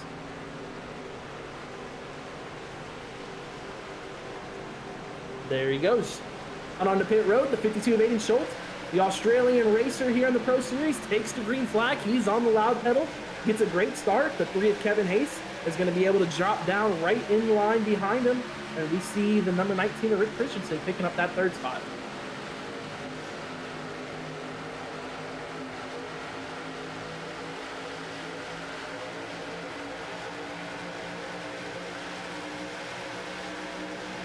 And through turn 2 now on the top side of the track. See some pretty good momentum getting generated there by Kevin Hayes in the 3 and the 37 of Cliff Mullins. And here comes the 28. Right through the middle, it's going to be contact with the 37. He's going to go spinning down to the apron. That's the 37 of Cliff Mullins coming through the grass. No caution flag is out. Pulling back up onto the racetrack. He's got that thing corralled, but he lost a lot of time. And Eli Green now in the 28 is going to go back to the front. He's under attack from the 3 of Kevin Hayes. So a lot of different moves being made there on that restart. As they complete lap number 52 now and try to settle out up front. Tough break there for the 37 of Cliff Mullins. Running through turns 1 and 2 now. See a lot of momentum getting generated on the top side of the track. So the 83 of Chase Johnson, one of those guys we were keeping an eye on, who was able to get the free pass thanks to that last caution. Now he's starting to generate some momentum up front. Kevin Hayes is going to jump back up to the top side of the track, try to throw a block and take that momentum away. It's not quite going to work out, though, as the 28 of Eli Green on the bottom side of the track is going to come back up front and take the lead away as they work through turn 4. And they're getting racy just like they were in the early stages of this one. Now Kevin Hayes, the 3, is going to drop back down from the top of the racetrack to the bottom side and take over sole possession of 1st place. Got the 3 car there. Kevin Hayes still leading the pack. Just made a great move going down the back straightaway. He jumped up to the top. He got the momentum coming from, the 83 of Chase Johnson, utilized it, cleared the 28 of Eli Green, and then dropped down in front of him. And now Eli Green's going to go back on the outside of him and try to make a move. Those drivers have been side drafting a little bit down the back straightaway. The first time we've seen that tonight. Yeah, we've seen everything but that up to this point. Now we're on the outside. Ooh. I was going to say, when you're up top like Eli Green by yourself, one of the only ways you can really generate some momentum is by utilizing the side draft. He's going to get some help now, though, from the 40 of Matthew Robinson, who's going to jump up behind him and give him a shot. Yeah, just think, Eli Green was fighting for his lap back at one point just a few laps ago. Now he's contending for the lead. I don't know if you were able to catch it there, Hunter. There was some contact. He squeezed through the middle 3 wide again, and it was actually got to the left rear of the 37 of Cliff Mullins. That sent Mullins through the grass. No caution came out. So that pretty much ended Cliff Mullins' chance at running up front, at least for the moment, unless he's able to get a caution. He's lost the draft. He's over 15 seconds back now, and Eli Green was able to continue on. It was a solo car spin, which I felt like was pretty rare to see at Daytona, but that's why I did not trigger a caution flag there. We're riding on board now. I believe, yeah, that's the 19 of Rick Christensen there as we head through the trial wheel, though. 2 by 2 by 2 by 2 once again here at Daytona. Like it's going to amp up as the laps wind down. 14 cars on the lead lap. All 14 of them are in that front pack too. You see the stragglers at the back, the 9 of Ryan Swann and the 7 of Magnus Anderson. Those two drivers have kind of seemed to be playing the patience game all night long and just staying at the end of the lead lap draft, or the lead pack draft, I should say. And we're seeing it once again. It's paid off so far. I mean, at least for the moment, they got a clean race car. But we still got 35 laps to go when they hit the stripe, and it's starting to pick up. And oh, by the way, we got at least one more pit stop left for these guys. If it's under green, if it's under yellow, who knows? But these guys are going to have to come down and get fuel between now and the end of this race. Sure, they would like it to be under yellow, so it's easier to get in and out of pit road. I would too. By the way it is right now, the caution flag did fly. They would have fuel to the end. Exactly, yeah. So this is a great opportunity for these guys to battle it out for that track position and try to set yourself up for the later portions of this event. And down to it. It's been a long race so far, but we've gone almost completely green. Only one caution flag that came out on lap number 49. Other than that, these guys have been racing extremely hard and doing a great job keeping it clean. And so you saw the 59 there of Michael Life swerving to the outside, nearly flipping the wall. Keeping things going. He's going with the 3 of Kevin Ace right now. Now he tucks back down on the bottom. Kevin Hayes on his own. He's got some help behind, but I don't think it's going to do anything right now. We're going to ride back on board, though, with the 19 car, Rick Christensen. There you see, Eli Green has been, whoa! That was way too close. Forget about Eli Green. That was almost direct behind Eli Green. Wow. I was going to say there for the moment, Eli Green in that blue and purple number 28 is probably, I think we can all agree, been the most aggressive driver so far tonight, making moves 3 wide and utilizing the side draft. Haven't seen anybody else really step up to that level yet, but I think it's going to be a whole new ball game once we get within 20 to go. Indeed, and who knows what can happen if we keep getting caution after caution. This 18 car, Caleb Steimer, he's in this main pack, and he took the wave around too. And Caleb taking that wave around is going to get him back. I believe he's on the lead lap. He's 2 laps down. But if we get a couple more yellows, though, he could be back in it. Absolutely. The one driver who really wants to see a yellow flag is that number 00, JJ Wang. Only driver 1 lap down for the moment. If the yellow flag comes out, he would get the free pass. That'd be a huge boost to his performance tonight to get back onto the lead lap. Up front, how many times have we seen that 40 of Matthew Robinson holding that double yellow line on the bottom? Right now, he's getting the push from the 59 of Michael Light. But up top, the number 28 there, Eli Green, continues working the top side of the racetrack and trying to be aggressive, utilizing the side draft and take away that top spot. Not able to do it there as they head down into turns 1 and 2. So far, Robinson's still holding his own on the bottom. Once more, Eli Green leading the charge up top with the 3 car of Kevin Ace pushing him. Still side by side throughout the majority of this field. A few lap cars. You got 1 down low on the apron there. It's the 97 of Jacob York. But they also got 1 in front of them on the racetrack. It's going to be the 34 of Rick Ward. He's actually going to move up top, and they're going to have to squeeze. Whoa, I don't know. They didn't quite move up top a lot. They're squeezing around. 3 wide now. Whoa, there we go. The big one has happened. We got 3 cars spinning to the inside. You got the 59 of Michael Life to the outside. Caution's back out. Got my tongue tied. Quite a bit of carnage here down in the turn 1. Yeah, not too crazy as I thought it could get there, but Rick Christensen was involved there in the 19. All started when they caught this lap car, the 34 of Rick Ward, running that second lane, and then they were trying to squeeze around them through the bottom. Contact there with the 3. You see the 59 of Michael Light gets clipped. Leave the 18 there. That's the 18, yep. And then you got drivers swerving down to the bottom, trying to avoid the carnage up top. Yeah, we'll have to get a view from the top side of the racetrack to see if there's any more guys involved there. Saw, like I said, that 59 of Michael Light got turned back up towards the outside wall. Got a little concerned. I don't know how many others were collecting. We'll get a great view of it here. But yeah, just trying to squeeze 3 wide through the tri-oval against the lap car. It's a tough spot to be in. Rick Ward, contact there between the 3 and the 34. Sent the 3 down into the track. Set the 59 of Michael Light back up towards the outside of the racetrack. We're going to get a shot here to see if there's anybody else collected. You see the 34 sliding sideways, the 19, the 18 of Caleb Steimer. Yeah, Michael Leib gets hit when he comes back on the track.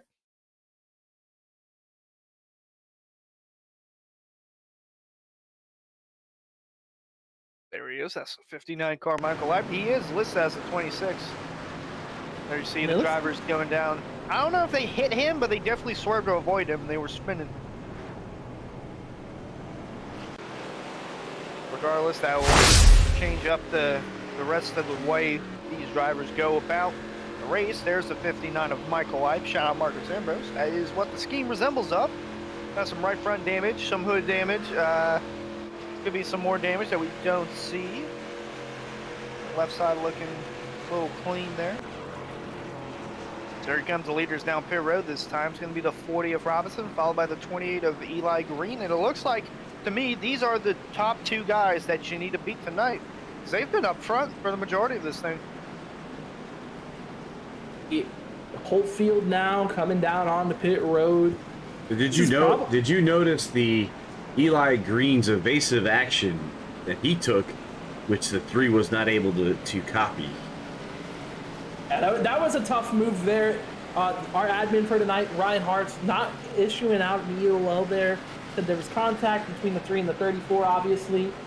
And, the 34 was in the racing groove. The 3 kind of came up into him. It's just a tough one to call. Can't issue out an EOL, but he gave a very stern warning to our lap cars tonight about the procedures he would like to see going forward. So, awesome job tonight by our admin, Ryan Hart. Want to give him another shout out. He's been doing a great job trying to manage this thing and keeping everything under wraps.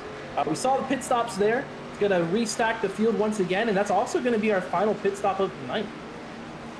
Oh, we don't get any more yellows.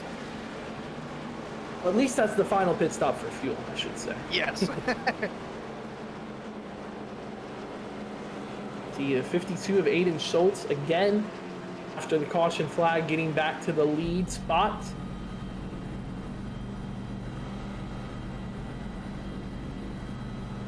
Looks like we. Guys, yeah, I was gonna say a couple guys that are gonna be taking the wave around here. It's kind of a good break for them. You mentioned the 18 of Caleb Steimer. That'll get him back down to 1 lap down. The 97 of Jacob York. We'll also see the 23 of Dean Gagliano, I believe. The 22 of Sean Corcoran. A lot of these guys will be taking the wave around if they do not decide to pit this time around. So, good chance to get a lap back, because actually looks like the 18 of Caleb Steimer is coming down pit road, but the other 3 will remain on the racetrack to take the wave around. I don't think we're going to get one to green. Yeah, actually we get it there. So, wave around cars are going to be going by the pace car. You see the 97. A lot of guys just now leaving pit road. They're getting extensive damage repaired done on their race cars. So, these guys are going to have to race back around, because we're going to be getting the green flag next time by. I'm going to say it looks like we've got, I think, 2 drivers that are currently out of the race right now. Dawson Miller in the 56 and Jake Flumen in the 98. Could be the 3 of Kevin Hayes too. I don't see him. Yeah, he just pulled it off for the night. Yeah, that's a tough break for the 3 car. He got himself up front from green flag pit stops, and then yellow came out. And he was still in this main pack. Just a tough set of circumstances with lap traffic. Take a look at our field as they're starting to get double filed. We see the 52 of Aiden Schultz. That's going to be our leader here when they get to the green flag. Now we got the 28 of Eli Green. He's going to restart second. And Hendrick, Matthew Robinson are going to restart third and fourth. Fifth place is going to be the 7 of Magnus Anderson. We have not talked about him much tonight. I touched on it just once or twice earlier. He's been one of those guys, along with the 9 of Ryan Swann, who have really been playing the patience game and trying to stay at the end of the pack and stay out of trouble. So far, it's worked out for them, and they're up inside the top 10 now, as we see Magnus up to 5th, and Ryan Swann's actually going to restart 8th.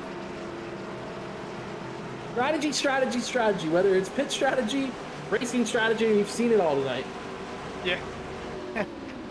We're waiting for the green flag to come out. Pace car is going to make that hard left turn on the pit road. When they get to the line, it's going to be 26 laps to go. The America's Auto Auction, Western Michigan, 225 here at Daytona. Pretty good start on the outside there by Eli Green. He didn't let Aiden Schultz clear him. He's actually getting shoved right now, or almost as close as you can get to a shove. from the 40, and Matthew Robinson, really good push. It's going to prevail the 28 to the lead. He's going to leave the 40 of Robinson up there to dry. Oh, never mind. No, he isn't. He's going to keep him tucked in on the outside. But on that bottom, you got the 52 now. Aiden Schultz. He's going to stick a nose out, but the 28. Oh, the 28 of Eli Green just came down and chopped off the nose of the 52. Could about fit a piece of paper between the two. That's how close it was. Yeah, that was a close one. I think Eli Green, I think his luck's going to run out here eventually. He's been aggressive, but I don't think he's pushed the line too much yet, but it's been getting closer and closer each and every move, and we still got 25 laps to go. So I can only imagine what the last lap is going to look like in this thing as we see Matthew Robinson. I feel like this is the first time tonight we've seen him be in the lead car on the outside line as opposed to the inside. I'll say, speaking of coming up through the field, that 9 of Ryan Swann, he's the third car on the outside line. You mentioned it earlier. He's been in the back just kind of taking notes down. All right, don't do this, don't do that. Now he's up to 6th right now on our chart, third car on the outside line. Is he making his move too soon, though, as the Eli Green machine making another mean block. That 9 of Swann's going to go down to the bottom, but the 28 of Eli Green is going to get pushed by the 40, leaving the bottom open for the 52 of Schultz. Yeah, Aiden Schultz, he's got a car right behind him. That's the 12 car. Brandon Hendrick. What about Brandon Hendrick? We haven't talked about him all night long, and now he's running inside the top 4, pushing the leader of the 52 back up front. So I think Brandon's done a really great job of staying out of trouble tonight so far, too. But this is a big one. 24 laps left still. Don't want to make your move too soon or make a move too aggressive, like the 28 of Green there going down for another block. One of those times it's going to end up causing a big wreck. And the worst part about it is it's going to cause a big wreck from the front because he's been up front virtually the whole night. There's 12. Nice. Oh, that was a wiggle coming out of turn 4. What that was? Popped out of the inside line, popped back down. One thing it did do, though, is as you're riding on board here with Matthew Robinson, it kind of checked up everybody behind him. They were pumping the brakes on that one, and it kind of broke apart the inside line a little bit. Now you see the 52 of Aiden Schultz throwing the block up top and trying to generate a run. A big run here from the 40 of Robinson, our Northern Robinson Capital. is pushing him. Yeah, he's giving him a big old bump down the backstretch here. That is one of the first times tonight I have actually seen the bumper get laid to the bumper. I mean, there was contact. I was getting nervous there. I was just waiting for the back tires or something to happen there. 52 is able to use the run, and now he's going to drop that back down onto the bottom lane and take away the top spot. Can we see the 28 jump back up top in front of the 40 again and try to do the same thing? He's holding his own line, and he's got the 28 of Green that could, well, I was going to say with the run he had, he was going to come up in front of the 40 of Robinson, but Robinson's got to run now. So scratch that, throw that out the window. Whoa, oh, there goes Robinson! Spinning and crashing. In the air goes the 40. The 12 of Hendrick's also involved. Oh, big hits from both! Hendrick and Robinson both getting up in the air. Caution's going to come out once more. Big wreck into turn 3 on lap 69. Told these guys you cannot push. I think that's what we saw there. The bumper got laid to Robinson, and there's just nothing you can do when you're the guy getting pushed. We'll look at the replay and see exactly what happened. But you saw it there, the 40 on the outside line, little contact from behind, and just sent him hard into the outside wall. I can't tell exactly who that was pushing him on the top side of the racetrack. If you can get the number there, Hunter. I'm trying to find the number. That's Nicholas Halda in the 87. It's like he just got a little bit too close. Yeah, it's Nicholas Halda. That's the number there, Hunter. See it here? Oh, perfect shot on board. You're going to see he's going to get the run on the top side of the track, get right to the back bumper of the 40. His teammate, by the way, and I believe the bump just did not work out, got him squirrely, and then turned him right into the outside wall. Wow. Incredible how it didn't collect the 87 of Halda with how fast that 40 car just whipped around. So I think real quick, Harold, before you restart this replay, if you can, I think we need to ride on board with the 9 Ryan Swann. I saw a couple of close calls getting through there. And, I was going to say, it looked like Ryan Swann had a couple of great wreck avoidances. is on board with the 40. Oh, just a huge hit into the outside wall. And he's going to see the pavement right here. Oh, yeah. Oh. And they saw the 12 as well. That's a wild ride. Yeah, they were simultaneously getting their rear ends jacked up off the ground. But yeah, I was looking through the field, and it looked like Ryan Swann had a couple of nice wreck avoidances there. So y'all had to go through the grass at some point, too. See, I guess he was a little bit further back than I had thought, but he saw smoke, he got on the brakes, brought it down, checked up, and then they kept wrecking, he had no choice but to take it down to the grass. You see them just piling all over the racetrack. Yeah, I don't want any part of that. I'll gladly mow some grass here. Wow. Again, it's the car clean, and he stays alive for the last 20 laps here. Break though, you gotta give a hand to Matthew Robinson in the 40. He did a great job all night long in the front pack. I'm sure that's going to put the end to his night, but he had a very impressive performance, I would say. Yeah, and that goes one of the front runners there. Seeing in my eyes, it was the 40 of Robinson and then the 28 of Eli Green that were the two most dominant cars tonight, because they were up front for the majority of this thing, and they both worked together to stay in front of the leader, so they were on the lead lap. And that first caution came out, and then they got cycled back up to the front, and they were up here ever since. But yeah, that kind of opens the door now, as 40 of Robinson's going to be done for the night. About the 66. The 28 of Green. Yeah, the 66 car. That's Bobby Tinch. It's up to 7th. Motorsports, yeah. Up to 7th. He's done a great job keeping that car clean all night. But right in front of him, the 00, JJ Wang, we were talking about it. He was the only car one lap down. He was waiting on that yellow to come out. It did. He was able to avoid the wreck. Now he is inside the top 7. He's actually running 6th in that 00. So he is right back in this thing with 20 to go. Yeah. Yeah, how long is it going to be clean for? Yeah, that's a valid question. I can't deny that one. With the amount of laps we have left and what we've seen so far, this thing is so far from over.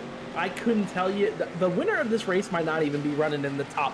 The winner of this race might not even be on the lead lap right now. I mean, it can change so much with a few cautions, just a few mistakes here and there. I can't count out anybody just yet. But tough break there. The 87 of Nick Halda, the teammate of Matthew Robinson, who caused the, well, I wouldn't say caused it, but he's going to get the EOL for the yellow flag. But tough break there. It's going to make him start at the end of this lead lap group.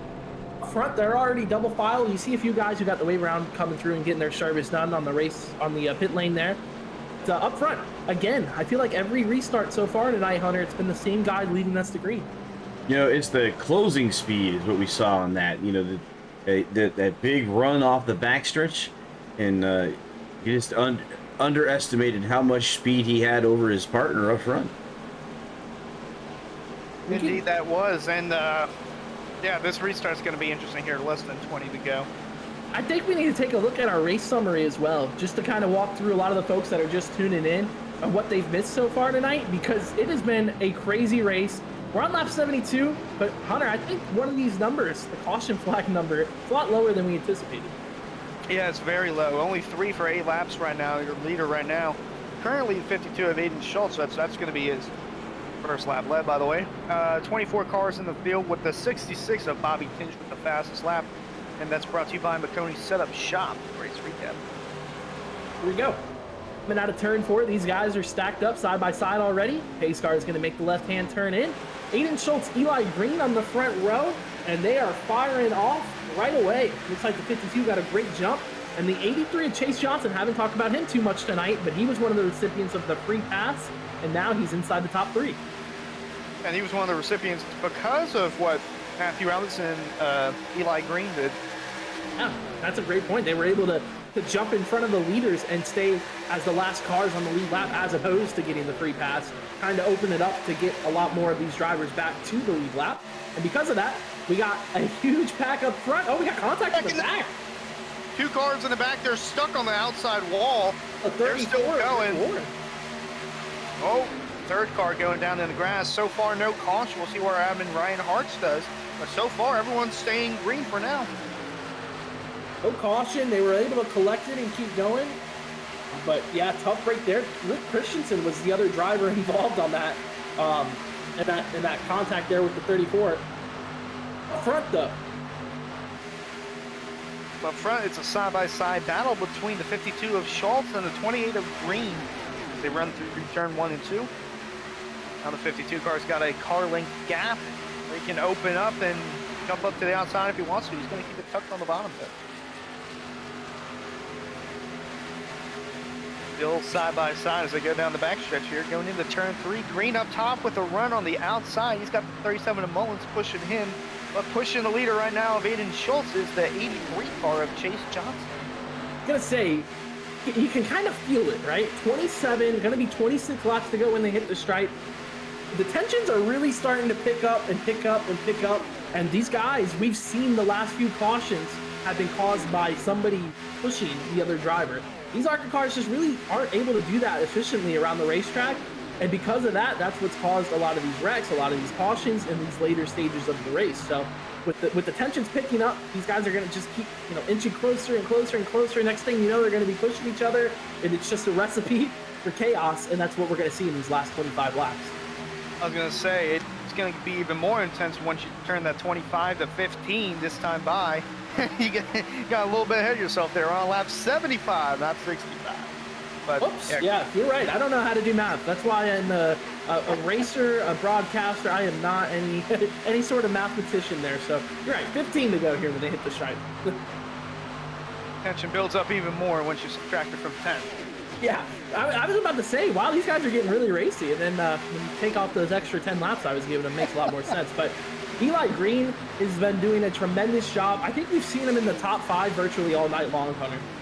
Yes, indeed, and there goes the lap car there, going off to the inside. There's the plane! The plane just landed! Who's flying in at 10 o'clock at night? The Truck Series drivers getting ready for tomorrow night's broadcast of the Northern Capital Truck Series. It's getting tight up front, but yeah, make sure you guys are following along on the Twitch channel here. We're going to be broadcasting the rest of this week's races. It's going to be an awesome season here in Araya, and we're looking forward to tomorrow night. So we got some business to settle before that. Cliff Mullins is trying to settle it. He's got the run on the top with the 59 of Michael Light. He was involved in one of our cautions. He's back inside the top 5, pushing the 37 machine of Cliff Mullins to the lead.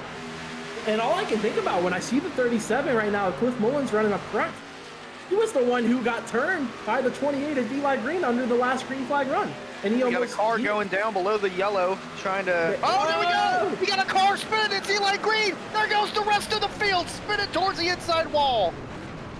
And it's another multi-car incident in the bottom of the back straightaway. Oh my goodness.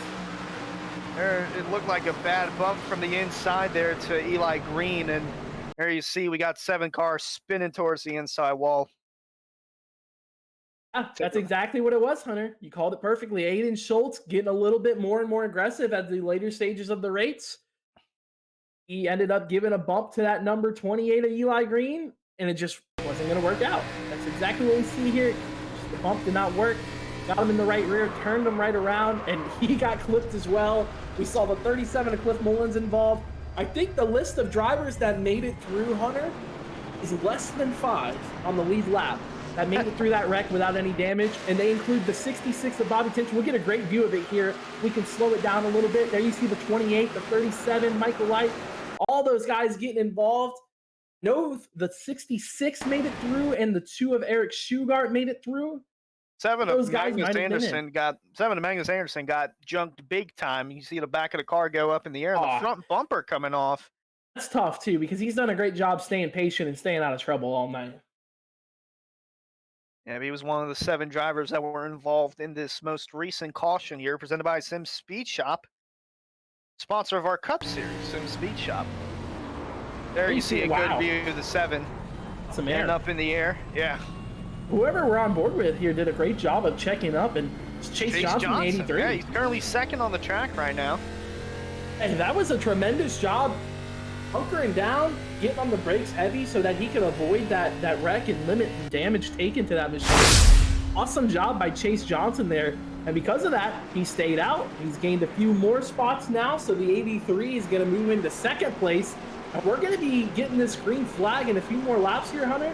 We're going to be down to single digits laps left in this race. So if we thought it was intense before, it's about to be a whole new world. Yeah. Going to be inside 10 laps to go here, presented by Sim Speed Shop. We'd like to thank our sponsors, Sim Speed Shop, for their support of the new Sim Speed Shop Cup Series this season for Araya. Racers can visit on their website at www.simspeedshop.com to find multiple items to complete their virtual racing setup, such as button boxes, wheels, racing gear, and more. And that's www.simspeedshop.com, sponsor of our new Cup Series in Araya. There you see field starting to form up, trying to get a look at what we're going to be dealing with. I see a lot of these guys, some damage towards the back half of the field. The 66 of Bobby Tinch, great shot here. That car looks pretty clean. He's done a great job of being patient, kind of waiting his turn to get up front. Chase Johnson, we saw the wreck avoidance under the last caution. The 83 looks pretty clean. I see a little bit of left front damage, but nothing too major. And how about the 2 of Eric Shugart? Man, has he done a great job tonight of just being the guy who's been patient enough to make it through these wrecks, stay on the lead lap. He's had a great pit strategy, and now he finds himself third with less than 10 to go when we get the green flag. And then the 9 of Ryan Swann. Now he's worked his way up to 4th. I believe he was actually 2nd. He ended up coming down pit road under the caution here, so it's going to stack him up 4th. And then the 87 of Nicholas Haldo rounding out the top 5.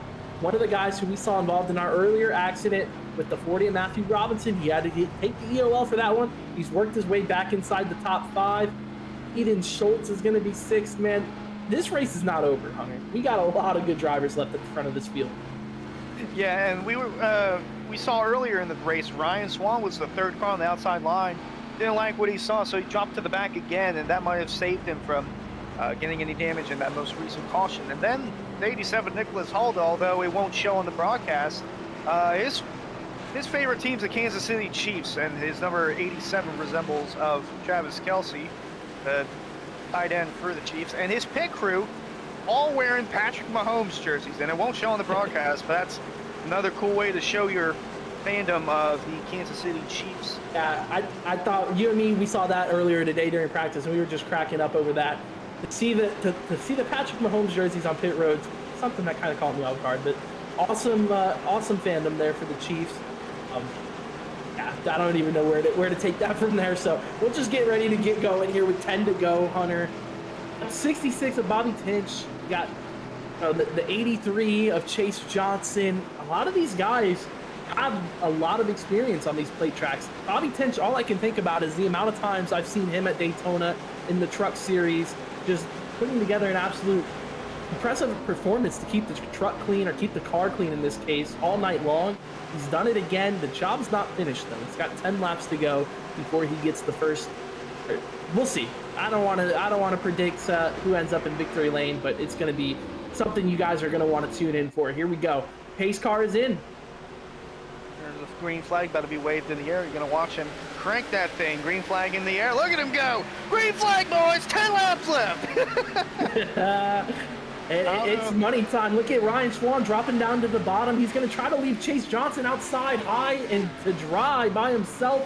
The rest of the field comes storming down at the turn 1. We got a side-by-side battle, it looks like, now for the lead between Chase Johnson as everybody tries to sort themselves out through turns 2. And now the 9 of Ryan Swann's going to jump up high and try to get some help to the 83 of Chase as they head down the back straightaway. Looks like the momentum's going to the top side. Or it could go to the middle. The 87 of Nicholas Haldo moving in the middle. He's got everyone and their mom with him. Big run there through the middle. They're 3 wide right now. Oh, man. Don't want to get too close to that wall. We've seen what it can do to your car. Oh, the 83 car of Chase Johnson just cutting off the nose of Bobby Tinch. And he's got the 87 of Nicholas Haldo with him on the outside. Ryan Swann once again going to drop towards the rear of the field. Oh, wow. That was a block there to come back down to the bottom by Chase Johnson. He did not want it to be a block. The only reason he came back down on the racetrack is he saw the 87 coming with a full head of steam, and he thought there was about to be contact, and he wanted no part of it. He moves back down to the bottom. Now up top, it's the 87 of Nicholas Haldo leading the train. And he's got Michael Life there right behind him in the 59 STP car.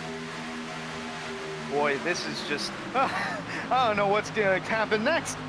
Yeah, the tensions are at an all-time high. That 3-wide move through the middle was as sketchy as it can get, and that was with 9 to go.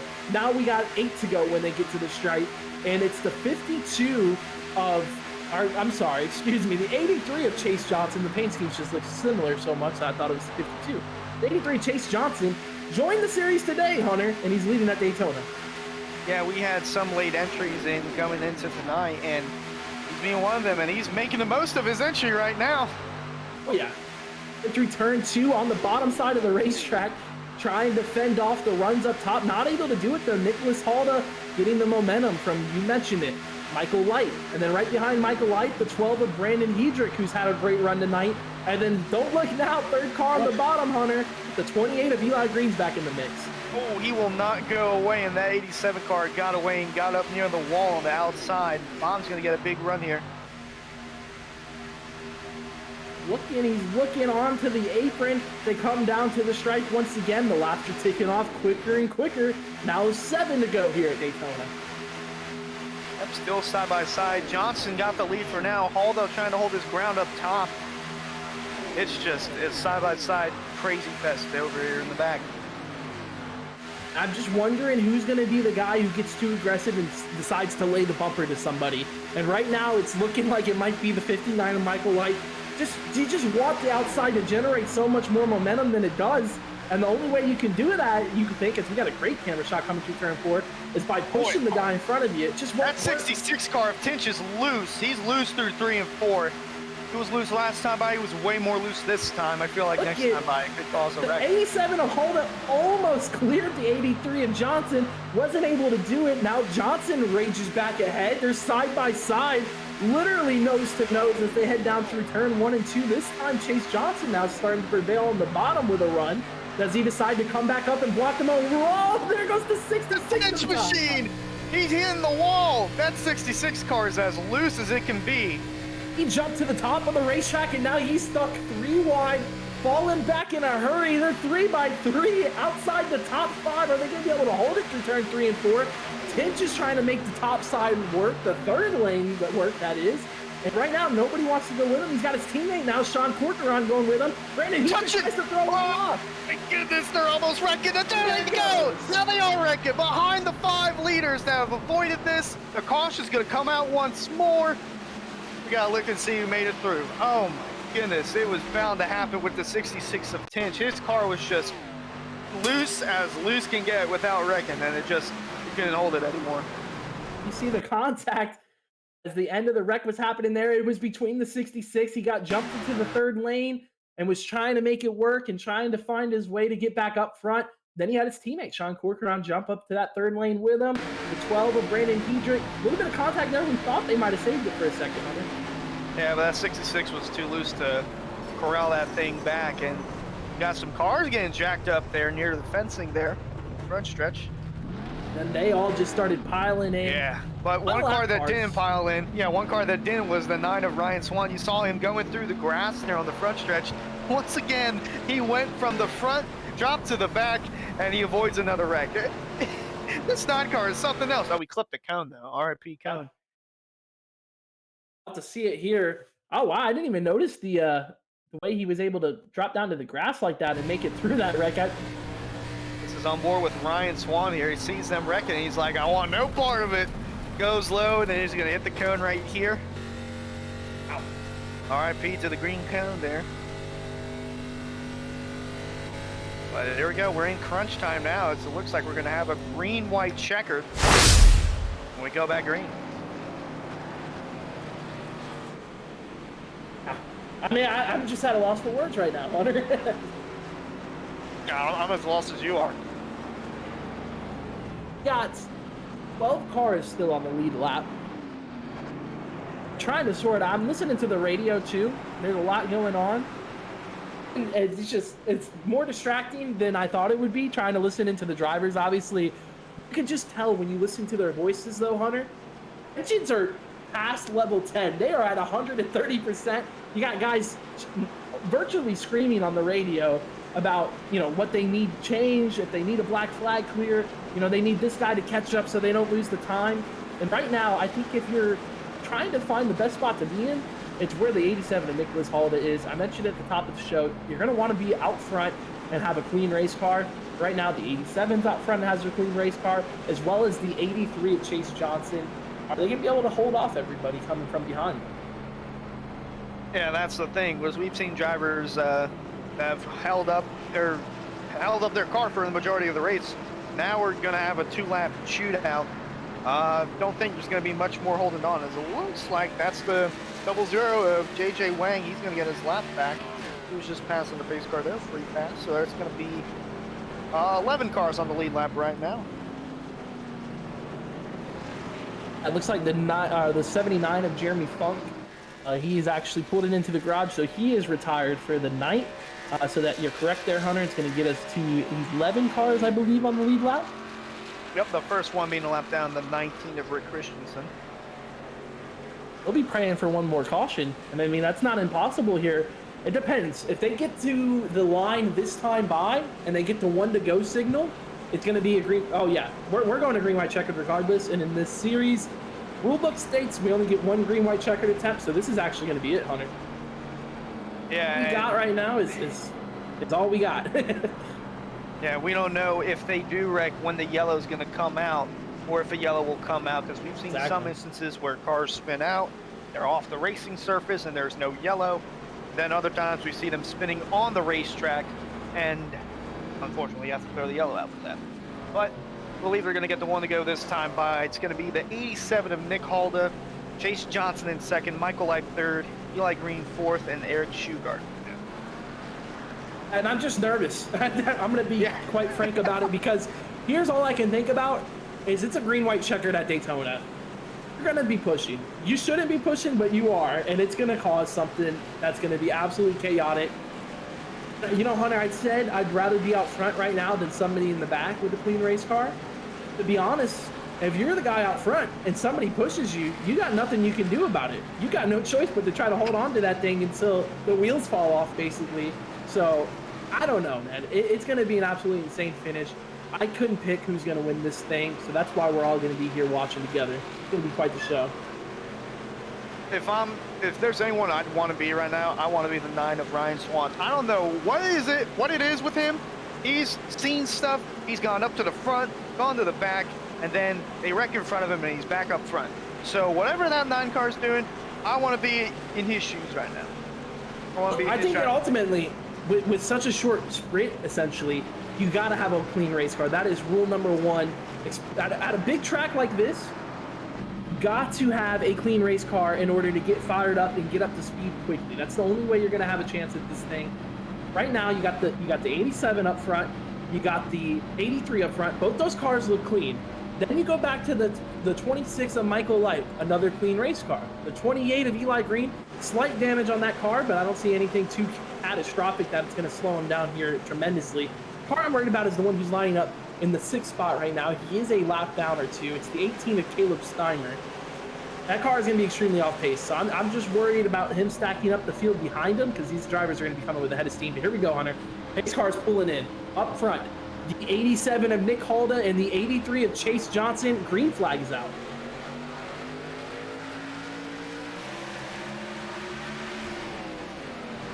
Side by side through the end of the tri-oval. Still about dead even. You got Michael Light with the bottom side right behind Nick Halda up top. Eli Green is pushing Chase Johnson to the lead.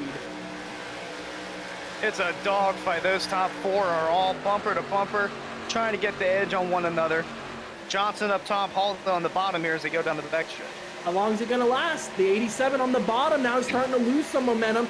The 83 of Chase Johnson is clear on the top side of the track, but he's not going to pull down. He's going to stick with the 28 of Eli Green. Does he pull down here going into turn 3? He gets flipped. They turned him! And they're wrecking all over in turn 4! 3 and 4. Caution is out. The race is going to end. We got to see who's going to get scored as the leader now. I don't know. I think it might be the 2 of Shugart. And Eric Shugart currently in front of the entire pack. Is gonna say we have to go back to timing and scoring. The white flag's in the air regardless. And see the 87 pulling around. I don't know who they're going to score as the leader. It looked like the 2 of Shugart. It looked like agree. Shugart was in front. Although Halda's going to plead his case, but you knew that the move was going to happen soon, and the 28 of Eli Green saw it, decided that now is the time to do it, and it almost worked out for him. He got caught up in that as well. We'll have to see what happens here, because when they catch the pace car, we're going to have to get lined up according to iRacing. So the scoring's going to go over to iRacing. We're going to have to see if how they line them up. Right now, though, Halda is the guy who's lined up in front of Shugart. So did iRacing score the 87 in front of the 2? They might have. I do not know yet. So it's all going to matter here when they cross the stripe. Be interesting here. He's catching up to the pace car. So this is technically the finish here, Hunter. This is the checkered flag, no matter what. Let's see how scoring shakes it out. And if it stands right now, it'll be Shugart and Halda, and in third, Ryan Swann. He once more had another great wreck avoidance where he tucked it down low to the bottom and just avoided it. All right, checker flag's out in the air, coming across the stripe. They go to the 87, I believe. It'll go down. 87's got it. I believe they had him in front in the scoring. Yep. Unofficially, your winner right now is the 87 of Nicholas Halda. Right now, it's scoring him as the winner of the America's Auto Auction Western Michigan 225 at Daytona. Wow. Hey, well, now we can go back and get a chance to check our breath and watch a replay real quick. I mean, there was a lot going on there, so we'll have to see. We'll have to see what's going on. We got this is the restart. We saw up front, we saw the number 83 of Chase Johnson and the 28 of Eli Green. Those two were on the top side of the racetrack pushing. That's kind of where the wreck started. See, it was just a dogfight right here through 1 and 2. Top 4 all pushing each other inside, outside. And there you see that 2 of Shugart there in the back. And then you're going to see this run here from Eli Green just before turn 3. He sees an opening. He pushes that leader in front.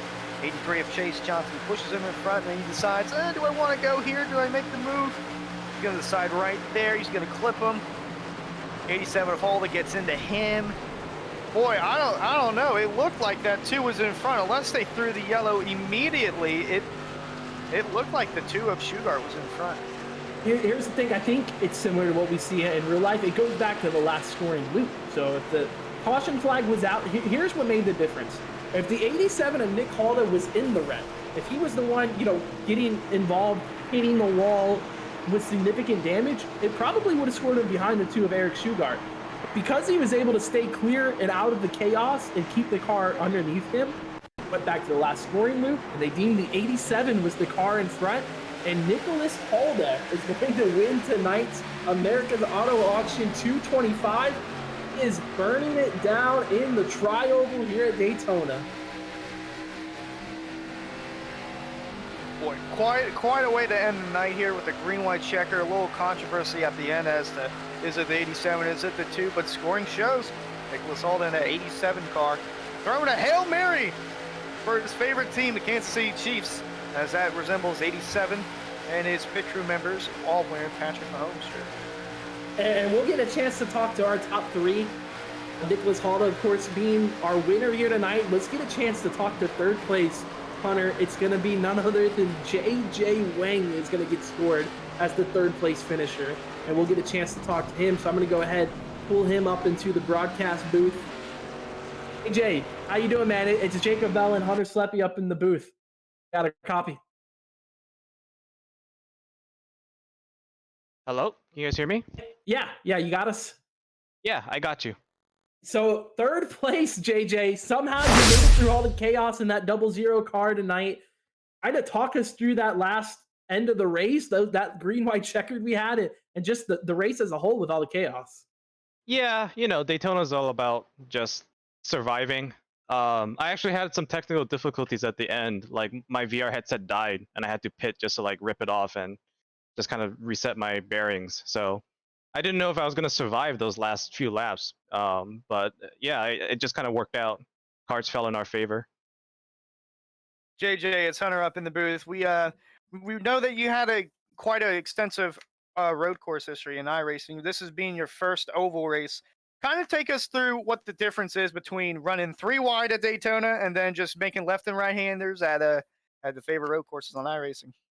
Yeah, well, it's all about just kind of awareness. You do need a little bit of that for the road as well, but it spreads out really quickly, right? But just running in the pack, just kind of being mindful of like where your car is with everybody else. That's kind of been like something I just looked out for, during this race, and just made sure I just kind of kept myself clean, didn't rub up against anybody. That causes a lot of trouble. So yeah, that was fun. Just being in the pack all the time. Yeah, say you did a good job. You were a lap down at one point and got your lap back. Had quite a run there. It was great to see you up here, and looking forward to you the rest of the year. Yeah, thanks very much. Looking forward to the rest of the year as well. Alrighty, that was JJ Wang in the number 00, your third place finisher. Now we're going to bring up our second place finisher here, Eric Shugart. Eric, it's Hunter and Jacob in the booth. You got a copy? Yeah, how y'all doing? Doing good, doing good. That was quite the finish there at the end. Did it seem like you had the lead? Did it feel like you had the lead? Kind of take us through that last restart there.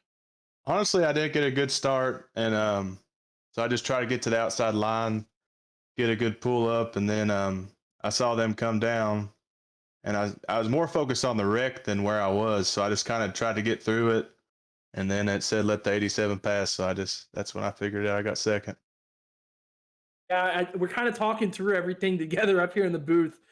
It was a lot to figure out. I mean, we thought for a moment there that it was the two that ended up being the victor, but like you mentioned, got up to the pace car. They scored to the 87 ahead. I believe they went back to the last loop before the caution was triggered, and that's why. But Eric, you had an awesome plan tonight. You were able to stay lean for the most part through the first 88 laps of the 90-lap race, I would say. Kind of talk us through what your strategy was throughout the night. My whole goal was just to not cause a big wreck. This is my first league on iRacing, so I just didn't want to be the guy that caused the big one.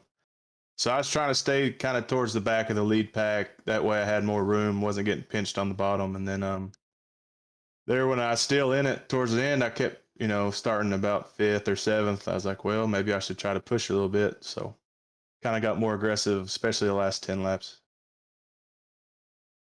Well, Eric, it was an awesome race, and getting the chance to watch you and your team and everything you were able to do tonight was awesome. And I want to congratulate you on the second place finish. Is there any sponsors you want to shout out before we let you go here and get a chance to talk to Nick? Just all the sponsors for the ARCA League. Thank y'all for doing this so we can race. It's a lot of fun. Absolutely, man. Well, we appreciate having you, and congratulations, Eric Shugart coming home second. But the big winner tonight here, Hunter, is going to be Nick Halda and the number 87. Nick, it's Hunter and Jacob in the booth, man. You got a copy? Sure do, guys. How you doing? Hey, how about it, man? I mean, I don't even know where to start with this one. Oh, that was pretty wild. First off, I got to apologize to a teammate, Matt. Broke cardinal rule number 1 in racing, never wreck your teammate, and then I got up on him a little bit there, gave him a bump, and it's kind of hard. Can't really do those in these ARCA cars, man. So apologize to my teammate. I think my other teammate driving clean right there when we were running too wide. That was a pretty wild last 10 laps. Hope you guys enjoyed the show. Yeah, we definitely enjoyed it in the booth. It's Hunter. Kind of take us through those last 10 laps. What was going through your mind? You were getting closer to the front. You got up to the front. Then you had the lead right there within your grasp, and then that wreck happened at the very end. Kind of take us through that. Yeah, those last 10 laps being on the outside, I'd get a run, then it would kind of stall and wasn't able to drop down to the inside there. And then had a couple guys from the bottom that tried to come up, was able to dodge one there. And, with green, white checker, it was going to get pretty hairy there at the end. And, fortunately, I was able to drive through that last wreck and ended up in the right spot when that last caution came out. Well, Nick, I mean, I don't even, like I said earlier, it's been an absolutely crazy event. It was an awesome way to kick off the season, and to have you in victory lane, man, it was an honor to watch this race and to see you get it done, man. I just want to say congratulations and give you a chance to thank any sponsors or anybody that helped you out here tonight. Absolutely. Like I said, I want to thank all the competitors out there, especially all the guys back at the shop, JW Racing, all the guys that were out here with me today, Matt Robinson, Dean, they Chase, all put out a pretty good show. It's great that we were able to get a good, 50 laps in under green. I think Track Racer is a sponsor. You can use code JW Racing for a discount there at Track Racer. And, enjoy the show, and let's hope the rest of the season goes like this. A lot of give and take, a lot of good long green flag runs, and it's a great league we got going here. Absolutely, Nick. Hunter, Harold, I don't know if you guys got anything you want to ask Nick before we let him go and celebrate his win. I was gonna say I got one. I like the your pit crew wearing Patrick Mahomes jerseys there. We saw that in the pre-race and driving number 87, favorite player Travis Kelce there. It's kind of like a Hail Mary there in the last end, going for it all. Yeah, it was. I definitely went 3 wide there on the restart. I got a an EOL there for wrecking my teammate, and then coming up on that restart, I got a big run, and I didn't really want to go 3 wide with about 15 to 20 to go, but I had such a big run that I also didn't want to stall it out and then have to kind of get all that momentum back. So I just kind of went for it, was able to get a couple 3 wides to stick, and then like I said, right place at the right time. All right, well, it was fun watching you battle up there and grabbing the win. Good luck for the rest of the season. Nicholas Halda, your winner tonight at Daytona. Thanks, guys. See you next week. And next week, we will go to Homestead, week number 2 of our 17 race season. Here's the finishing results presented by Speed. Whoa, well, there was a tongue tie there. Since Speed Shop, still getting it down. The 87 car, Nicholas Halda, your winner here tonight from the America's Auto Auction, Western Michigan 225. Eric Shugart coming home second. J.J. Wang third. Matthew Robinson fourth. And then rounding out the top 5, Chase Johnson. Ryan Dixon's going to come home 6th. Eli Green is going to finish 7th in the number 28. Bobby Tinch finishes 8th. Aiden Schultz is going to come home 9th. And Ryan Swann's going to round out the top 10. 11th through 20th, we got Michael Light in the 26th. 12th is going to be Rick Christensen. 13th, Caleb Steimer. 14th, Rick Ward. And 15th, Sean Corcoran.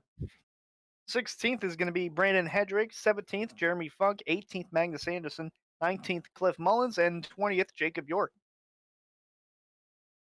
21st is going to be, I'm sorry, I got you. 21st is going to be Dean Gagliano. 22nd, Kevin Hayes. 23rd is going to be Jake Fluman. 24th, Dawson Miller. And then rounding out the field tonight, 25th is going to be Chris Knight in the number 8. Appreciate everybody who joined us here tonight as you take a look at your McConey Setup Shop race recap for the America's Auto Auction 225. Be sure to join us tomorrow night right back here at Daytona for the Northern Capital Truck Series for Hunter Sleppy, Harold Darner, and myself, Jacob Bell, signing off here for race number 1 in the Swift Lifestyles Pro Series. What an exciting race brought to you by One to Go Studios. Here they come out of turn 4 to the white flag, and it's 1 to go. Thank you to all our sponsors, drivers, and viewers. We'll see you at the next turn.